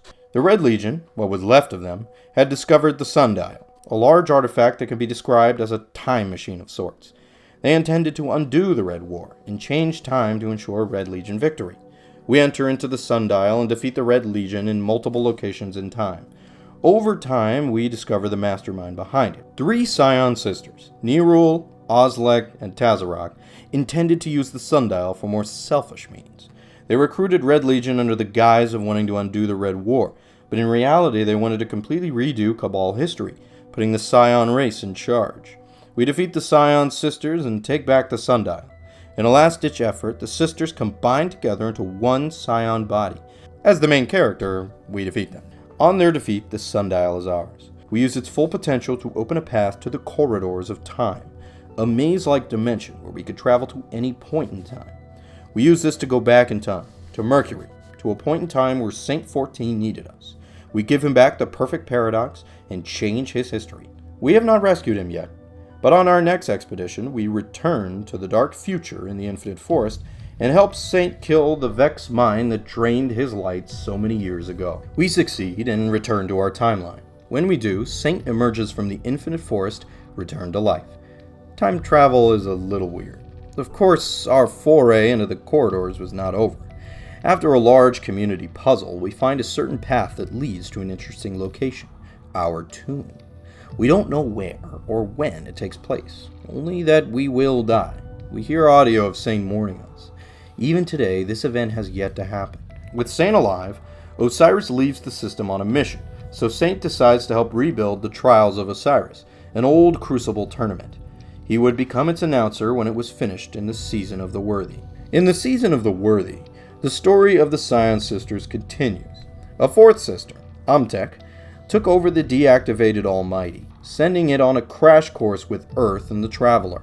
Her fate is currently unknown, but she would inspire a bigger Scion rebellion in the shadows. The Almighty was headed right for the Traveler.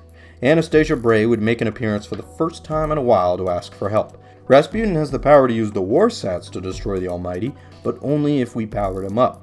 During the season, as the Almighty was headed rapidly towards Earth, we used his Seraph Towers to power him up and mass-produce more War Sats. About halfway through the season, though, one of the walls in a bunker displays a grave image. Pyramids on a black screen, getting closer and closer and closer. Throughout the season, the Black Fleet approaches. At the end of the season, Rasputin has enough. In the first live event in Destiny, the Almighty is destroyed, crash landing outside the city. However, that wasn't the end. The Black Fleet had arrived, and the Season of Arrivals began.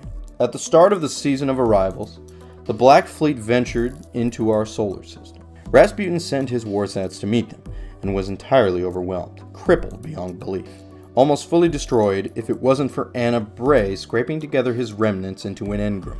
Different ships from the Black Fleet took positions on many different planets. On Io, in the cradle where the Traveler first landed, a tree grew, a tree of silver wings. Osiris had returned from his mission and planted a seed, then left again on another mission.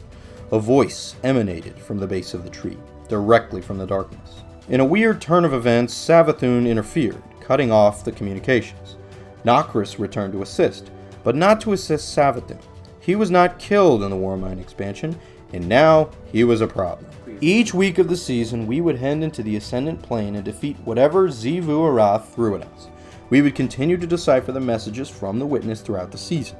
At the end of the season, we finally kill Nokris and end the assault on the Tree of Silver Wings. All for naught, as the Pyramid ship struck, sucking Mercury, Mars, Io, and Titan into darkness voids. Anna Bray escaped Mars with what remained of Rasputin, and all the planets had been evacuated. Beyond Light was upon us. Before we talk about it, it's time for another What Happened Between section.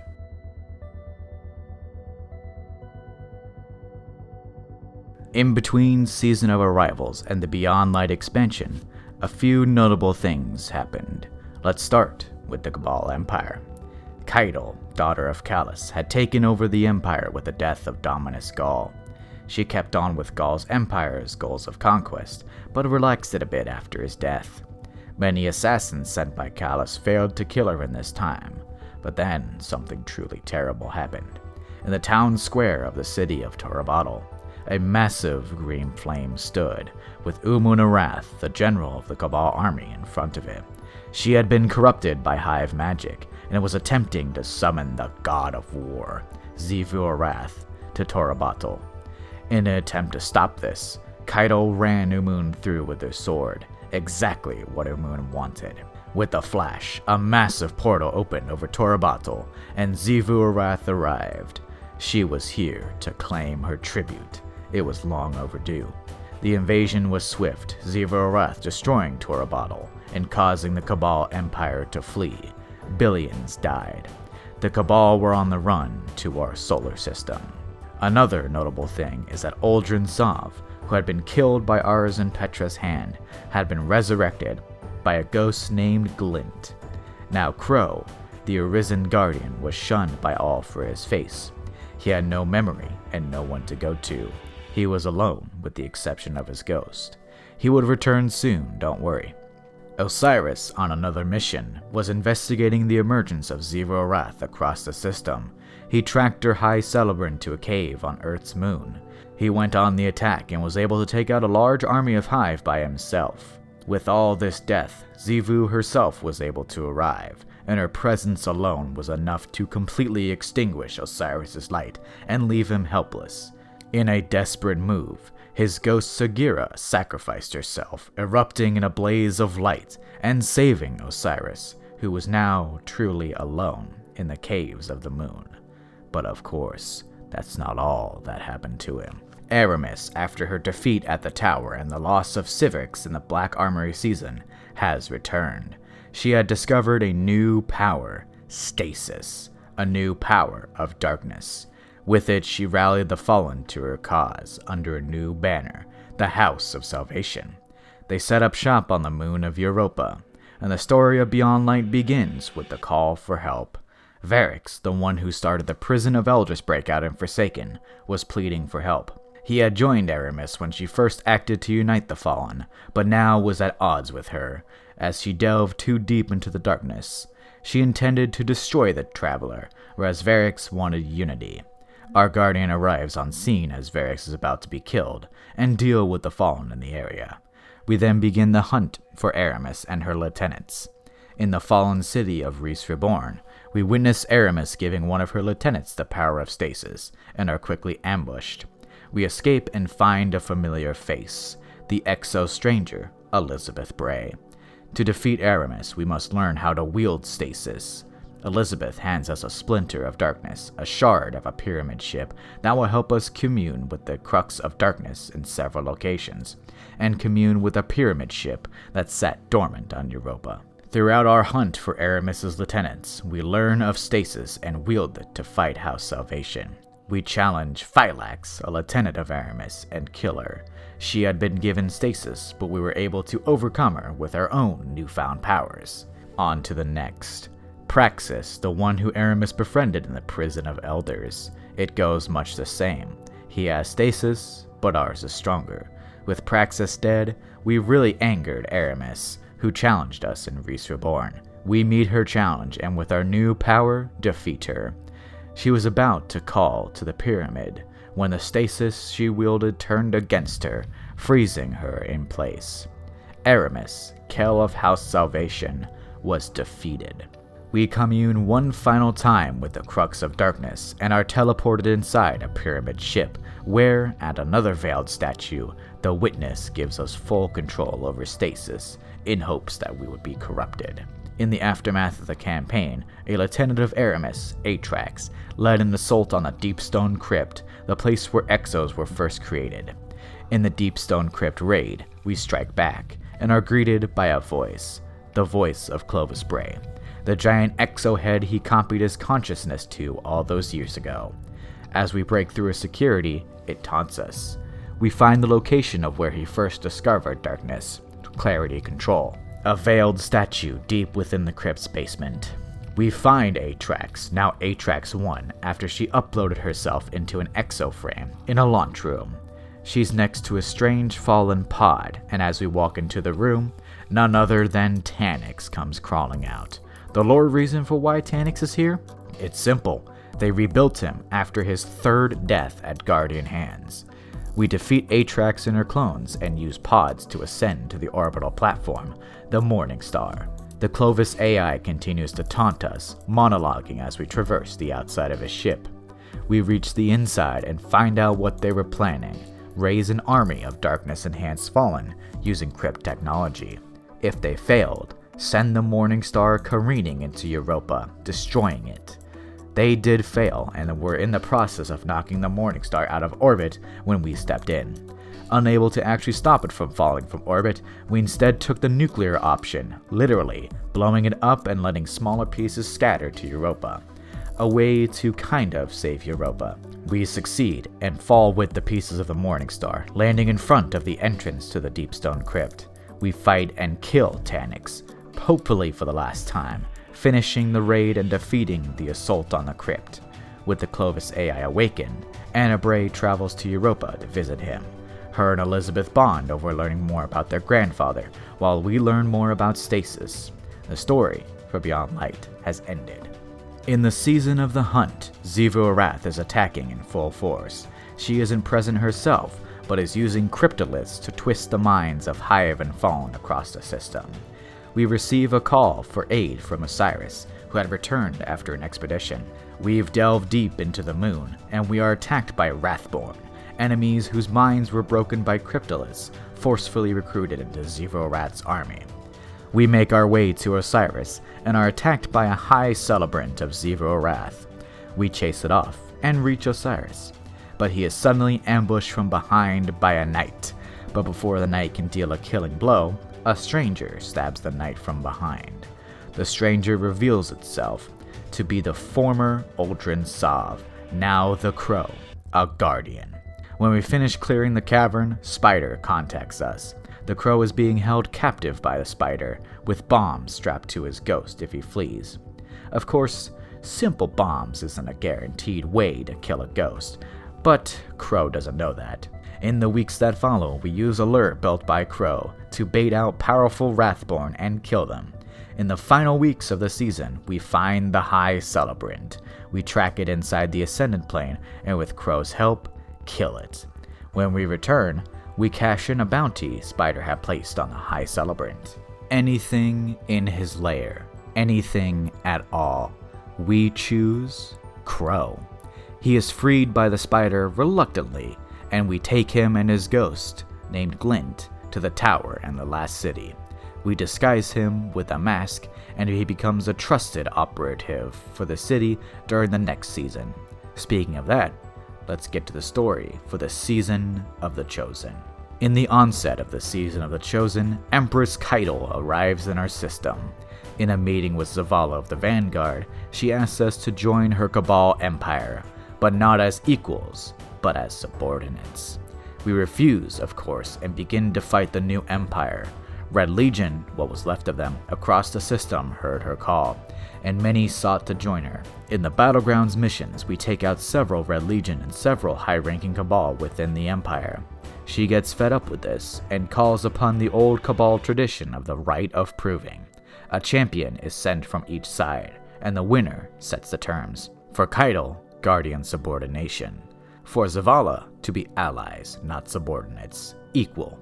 Our Guardian goes forth as humanity's champions, and we defeat Keitel's champion, winning the day. In peace talks, we arrive alongside Crow and Zavala to seal the deal. Keitel herself comes as well, along with a few scions. Unbeknownst to Keitel and Zavala, an assassination attempt was about to begin. The Scion Rebellion in the Shadows was still around. Using light-suppressing technology inspired by Ghaul's cage all the way back in the Red War, a Scion snipes Zavala's ghost, encasing it and draining Zavala of his light. The Scion at the meeting draws a blade and attempts to kill Zavala, but is stopped by Keitel and the Crow. In a small fight, Crow's mask is knocked off, revealing that he is Uldren Sov, but a Guardian now. The peace talks resume, with the two factions ending all hostilities. Crow would be sent far out, on missions out of the city so his identity wouldn't be found. The story of the Season of the Chosen was over, but that was not everything the season had to offer. In the midst of the seasonal story, we received a transmission from deep within the anomaly where Mars used to be. A Cabal ship, the Glycon, sent out a distress call. When we arrived to investigate, the ship was dead silent, overrun with growths of egregore, a strange plant-like substance that was common in places where darkness resided. As we investigate and unravel clues, we learn that the ship was like this because of, you guessed it, Emperor Callus. With the Crown of Sorrow, he experimented on Scorn he nabbed from the reef, attempting to commune with the voice of the darkness, the Witness. His experiment went horribly wrong, even crippling him. He left the Glycon just before we arrived, ferried off by his loyalists. On the ship, we encountered the Scorn. They had just about vanished after we killed the Barons, so it was a shock to see them again. We encountered the Locus of Communion, a massive Scorn. It was clear the Scorn had new leadership. Fighting through an army, we meet it in battle and defeat it. In the next room, the command room, we found a grave site. a guardian, suspended above the ground in egregore, very clearly dead. We loot his corpse of his weapon, the dead man's tail, and open a door to the Crown of Sorrow. Osiris expressed interest in it, suspiciously. He had been with us during this expedition on comms channels. Callus was nowhere to be found, so we took the Crown of Sorrow, stashing it in the last city, out of reach from anyone except Osiris. The next season begins with the Veil of Night over the last city. In the season of the Splicer, an endless night had begun in the last city, a Vex simulation to cause fear among the people. To solve it, we needed a Splicer. No, not those Splicers, but Mithrax, a Splicer who excelled in Vex technology. Yes, that Mithrax, the pirate who had killed many, then turned fighter for the Traveler. In recent times, he had been ferrying fallen refugees from the House of Salvation out, forming his own House of Light. We find him right as he's being attacked by the House Salvation and Vex, and we help fend off the attackers.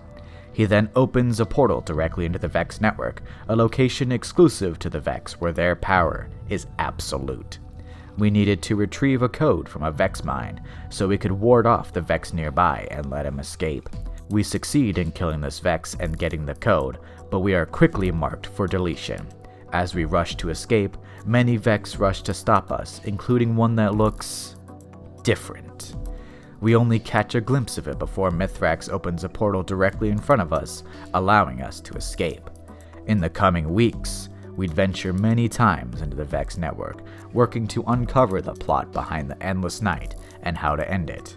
In the city, tensions rose. Fallen refugees strained the civilians and resources to its limits, and the Endless Night only made it worse. Lakshmi II of the Future War Cult faction led this descent, aiming to turn the people of the city against the fallen refugees, even going so far as plotting to overthrow the Vanguard. Of course, this descent isn't all natural. Behind the scenes, Savathun threw some gas into the flame of this unrest. She had a viral song, one that would sway minds to follow her if you listened to it. She used this to stoke Lakshmi's passion, making her do unreasonable acts. As we went on, we finally uncovered the source of the Endless Night, Quaria the Dreaming Mind, the taken Vex mind from so many chapters ago. Now under the control of Savathun, it created the Endless Night. We spent several more weeks searching for it, finally finding where Quaria lurked, and ending it. The Endless Night didn't lift immediately, but everyone hoped it would. At the end of the season, Lakshmi did something truly stupid. In order to get the Elixir or Fallen out of the city, she opened a Vex portal in their living area, allowing the Vex in the last city. Whether it was on her own volition or influence from Savathun, she did it anyways, with Osiris helping her. Suspicious, yes? We defend the last city and defeat the mind within the network controlling the portal, closing it for good. Lakshmi had been killed, and Osiris was nowhere to be found. In the next season, Season of the Lost, we track him to the reef, and with Saint 14 and Crow's help, confront him. He was deep in conversation with Marasov. When we arrived, Osiris, or Osiris as the community dubbed him, revealed what had been going on the whole time. Savathun had possessed Osiris way back before Beyond Light, right after he lost Sagira and his light. In a twist of events, Savathun was being hunted by her sister, Zivu-Arath. She would offer us a deal, free her of her worm, and she would return Osiris. Mara saw this as a win-win. Removing the worm from any hive meant death. She encased Savathun in crystal, and we sought methods to exorcise her worm. Of course, Zivu-Arath was not happy. She began an assault on the Dreaming City through the Shattered Realm, a sort of mirror to the distributary where the Awoken lived. Mara's Techians were still lost in there, and many of those soldiers, so we needed to free them as they could assist in the exorcism. We line up the ley lines in the Dreaming City through the astral alignment activity in order to make pathways to the Techians and to lead the Awoken who had been trapped in the 3-week curse cycle for over 2.5 years home. We rescue multiple Techians over the course of the season and expel Zivu-Arath's forces from the Shattered Realm. Also over the course of this, Crow converses with the Witch Queen and she reveals to him his old life as Uldren. It scars him, and he flees. Currently, he has not returned to the story. It then becomes time for the ritual.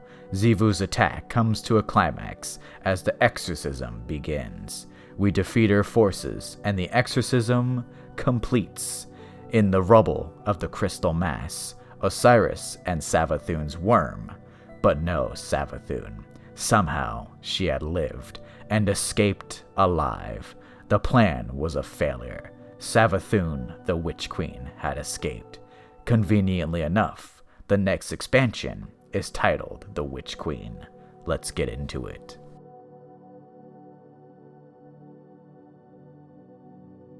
In the onset of the Witch Queen expansion, all we are given is grave news. Mars had returned to us, with Savathun's flagship above the surface. There have been reports of strange activity aboard her ship, so with the Cora Ray, we investigate.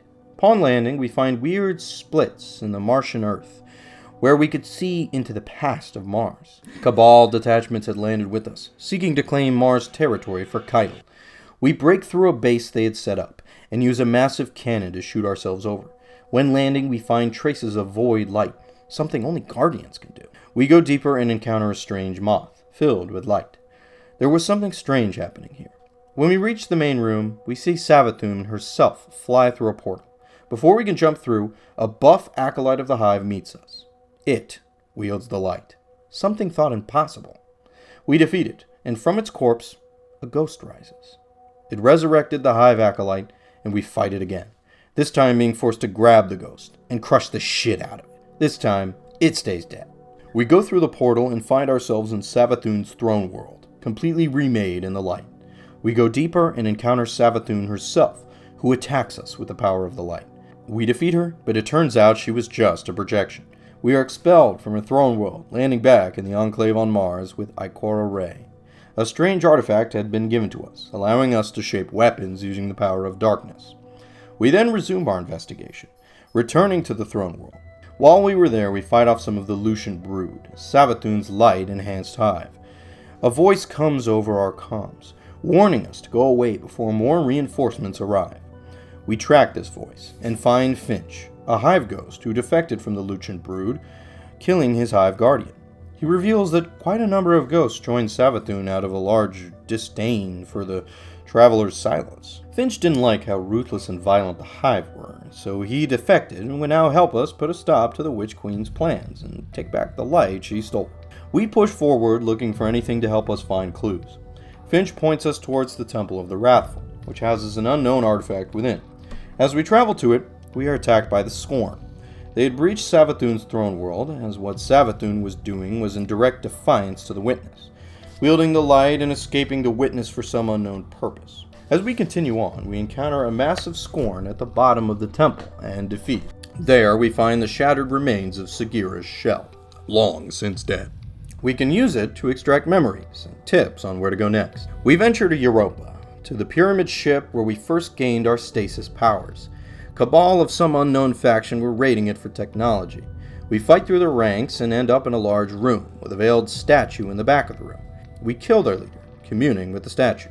We return to Ikora, who discovered a location of intense psychic energy. We use the power of deep sight, or using darkness to look into the past and reveal hidden secrets, to enter into the altar of reflection. We use Sagira's shell to look into the memories of Savathun. We finally, in-game, learn the name of our enemy, the Witness. Savathun had learned that it was dangerous, but also learned something dangerous about the light. As for why she stored her memories, we don't know why. Upon returning, Finch tells us that another artifact may do the same thing that Sagira's shell did, reveal memories that will all aid us. We defeat the hive that was guarding the artifact, the Tablet of Ruins, and use it on the altar of reflection, and we learn of the Witness's ability to shift and move worlds at a whim. We also learn that Savathun planned to pull the Traveler away from the last city, moving it to her throne world. We still need more, need to learn how she stole the light. We travel to the Temple of Sathona, and discover the White Worm familiar, the one who first led the three sisters down into the depths of the Fundament. When we return to the Altar of Reflection, we learn something truly shocking. Savathun did not actually steal the light. After the exorcism, she really did die, and the Traveler the Traveler returned her to life, resurrecting her as a Lightbearer. We bring this news to Zavala, and things turn dire. If the Traveler really did resurrect Savathûn, what did it mean for the city? The Guardians? The Traveler truly had motives of its own. We resolve to finish off Savathûn and end her plan to take the Traveler away from us. We take the worm familiar to the Enclave and use its darkness powers to unfreeze it and reveal another shocking revelation. The Witness had tricked the Hive into the pact with the worms. They were to be blessed by the light, before the Witness intervened and claimed the Hive for itself. Savathûn didn't know this, neither did Xivu Arath or Oryx. After this revelation, we returned to the throne world, but we are too late.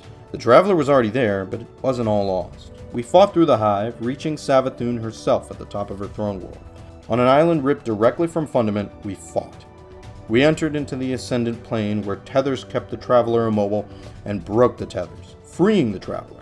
We then showed Savathûn what we'd learned, of the Witness's trick to enslave the Hive. With this massive reveal, we crushed Savathûn's resolve, and she challenged us. After a lengthy battle, she was defeated. Before dying, she tells us one last warning. The Witness was coming. She had tried to save the Traveler from being destroyed. With a final, "Don't say I didn't warn you," she died. The Witch Queen was dead, and the Traveler freed. Her ghost had unfortunately escaped our grasp. In the aftermath, a cutscene played for us. I'll play it here in full so you can understand the scale of our massive error.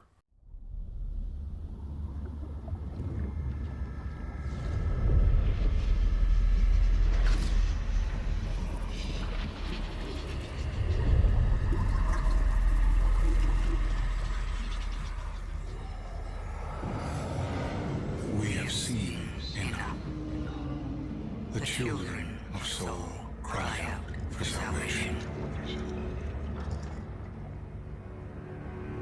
You promise them life, but deliver only death, as you have for so many before. Enough. Enough death. Enough life. You have no pieces left to place. The game is over.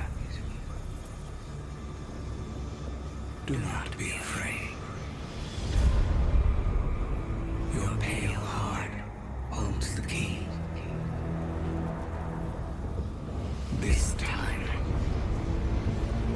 there is no escape. It was coming. The Witness and the Black Fleet. Our end was approaching. But not yet. There's still more to cover. The season that launched alongside Witch Queen's Season of the Risen began. With Keitel, we took on the Hive Guardians around the system, seeking to capture them alive using a psychological stun. We would weaken them, then defeat them inside their mindscapes to stun them. We would study them to learn more of the light they were wielding.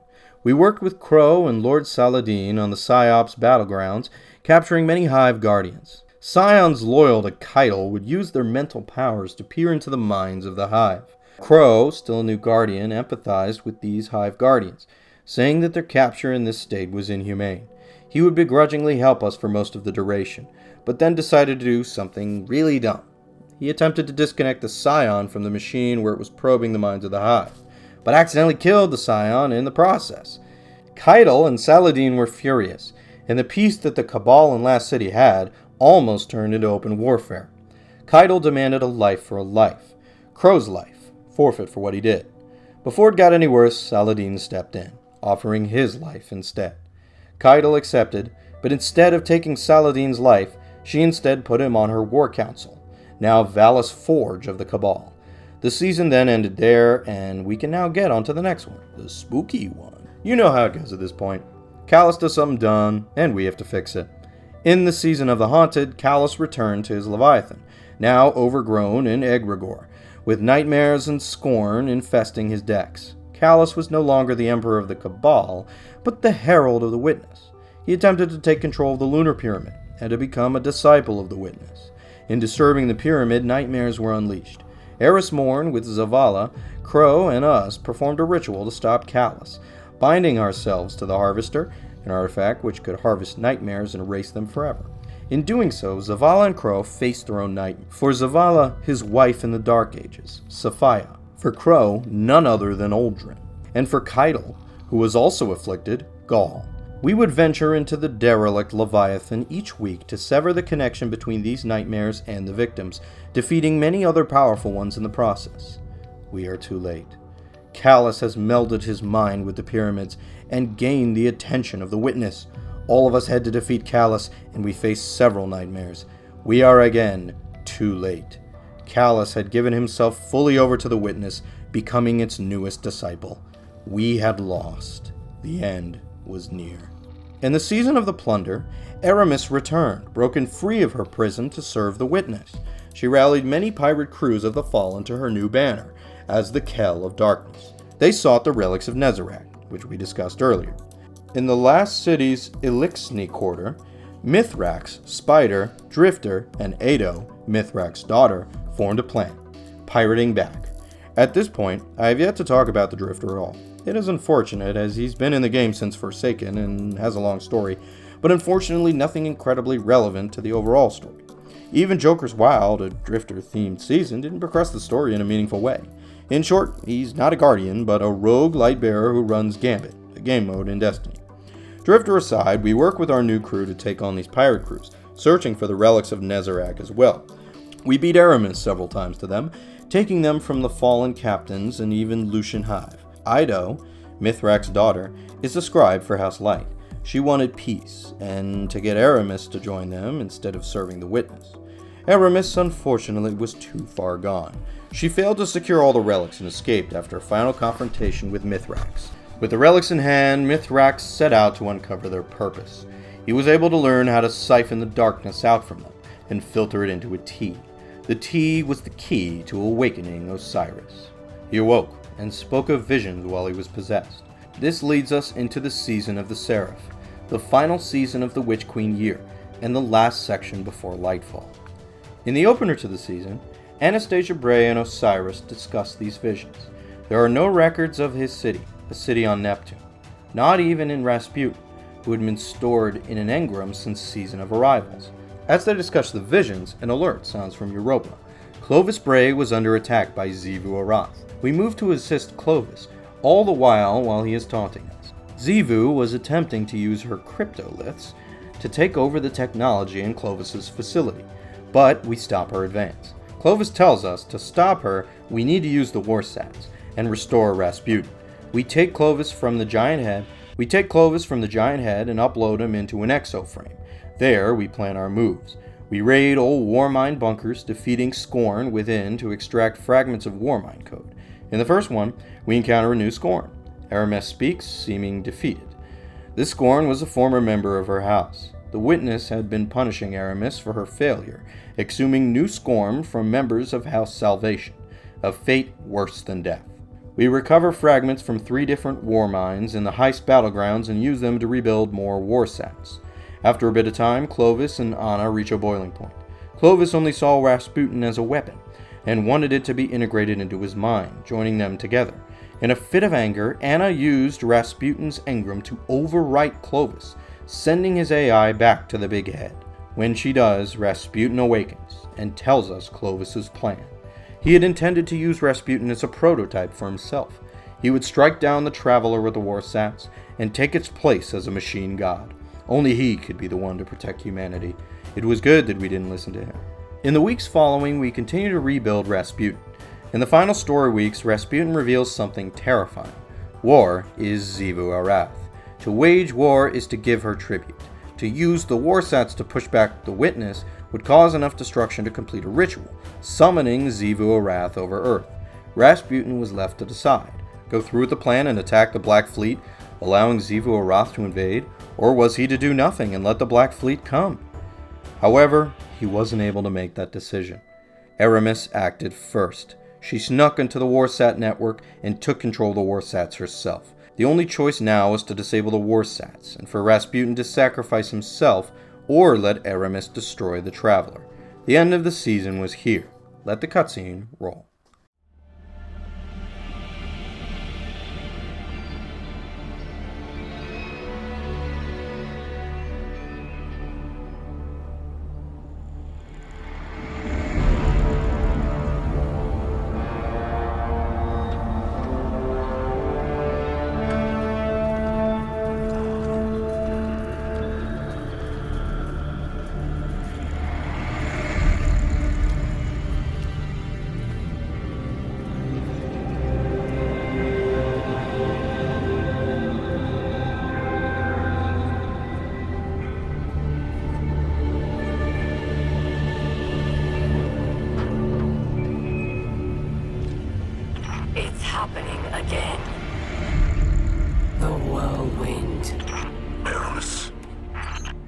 Don't worry. The great machine will never abandon anyone again.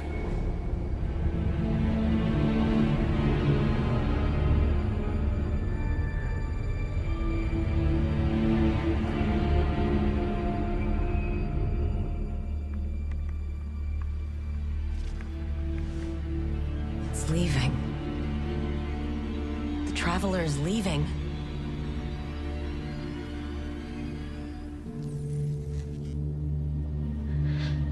The Warsats.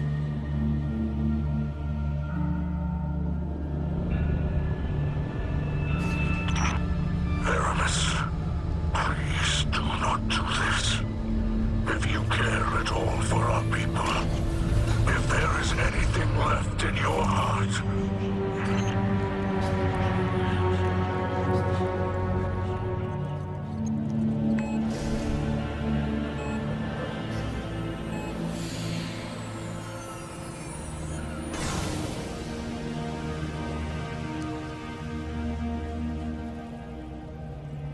make it known your pain.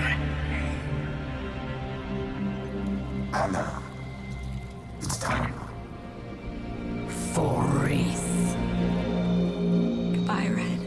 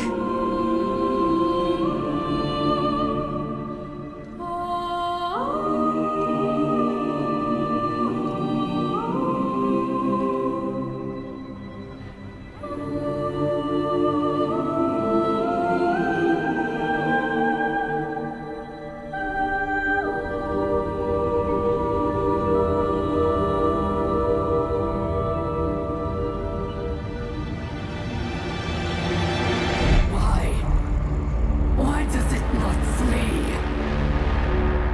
Because it has nowhere else to run. Rasputin was dead, sacrificed to save humanity. In a final message, he let us know that the city of Neptune was real, but hidden. It contained an artifact known as the Veil. And with that, we lead directly into Lightfall, releasing in 4 days as of this video's release. I hope you enjoyed this story recap, from the beginning of the Destiny universe to Lightfall, where we will take on Callus, disciple of the Witness, wield Strand, a new darkness power, and learn about the city of Neomuna. If you liked the video, let me know if you'd like to see more lore stories. Make sure to do the stuff the algorithm likes. I will see you all in Lightfall. Blade Burger out.